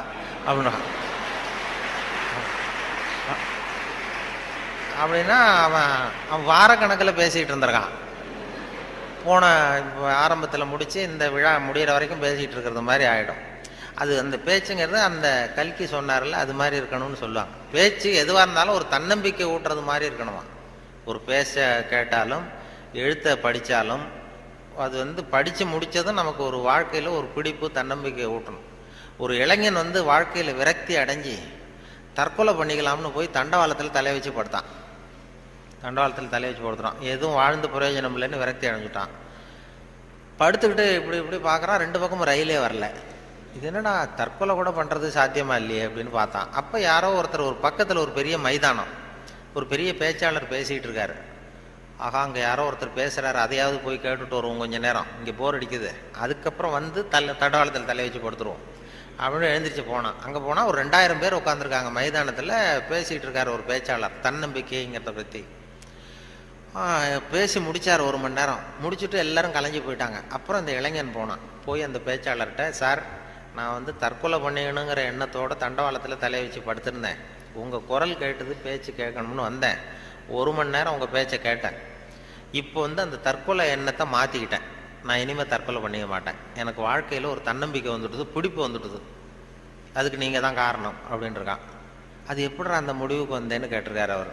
ஒன்றும் இல்லை சார், இப்போ உங்கள் பேச்சு எவ்வளோ பேர் கேட்டாங்க இந்த கூட்டத்தில் அப்படின்னா ஒரு 2000 பேர் கேட்டிருப்பாங்க அப்படின்னாரான் பேச்சாளர். அப்போ அந்த இளைஞன் சொன்னானா, ஏன் சார் ஒரு 2000 பேரை ஒரே நேரத்தில் சாகடிக்கிற நீ உயிரோடு இருக்கிறப்போ நான் எதுக்கு சார் சாகணும்? நான் எதுவும் எந்த தப்பும் பண்ணலையே சார், ஒன்றும் எதுவும் பண்ணல சார், நான் ஒன்றும் இப்போ பழச்சிக்குவேன் சார்ட்டு போட்டாரான். அப்படி வந்துடும் கதை. அப்படி பேச்சாளர்கள்ங்கிறது அந்த என்ன ஒரு சகிப்புத்தன்மை.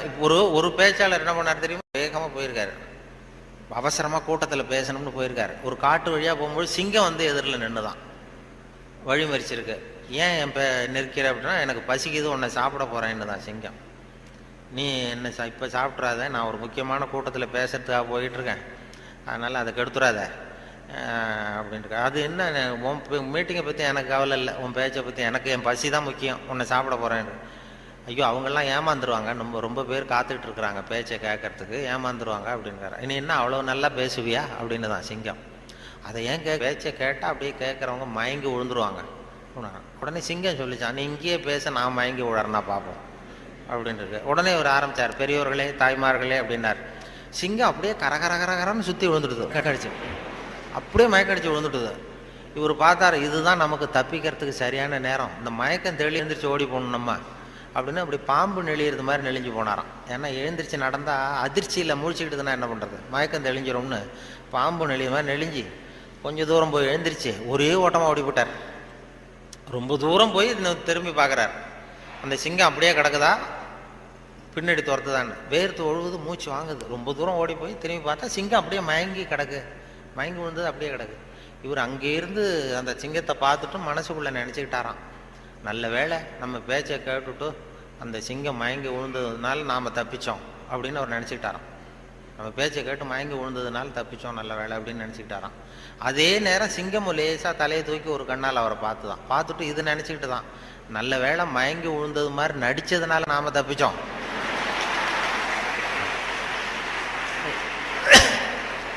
இல்லைன்னா அவன் பேசியே கொண்டிருப்பான் நம்மளை அப்படின்னு அது நினச்சிதான். இப்போ எதுக்கு இது சொல்கிறேன்னா, இப்போ உங்கள் முகத்தையெல்லாம் பார்த்தா அந்த சிங்கத்தோட முகம் மாதிரி தெரியுது எனக்கு. ஆமாம், அது என்ன, இது எந்த இதில் இருக்கீங்க என்ன ஏதுன்னு அதை புரிஞ்சுக்கிறது ரொம்ப கஷ்டம். ஆனால் இது மாதிரி நேரத்தில் நல்ல பழக்க வழக்கங்களை வளர்த்தலாம். சகிப்புத்தன்மைங்கிறது ஒரு பெரிய முக்கியம்.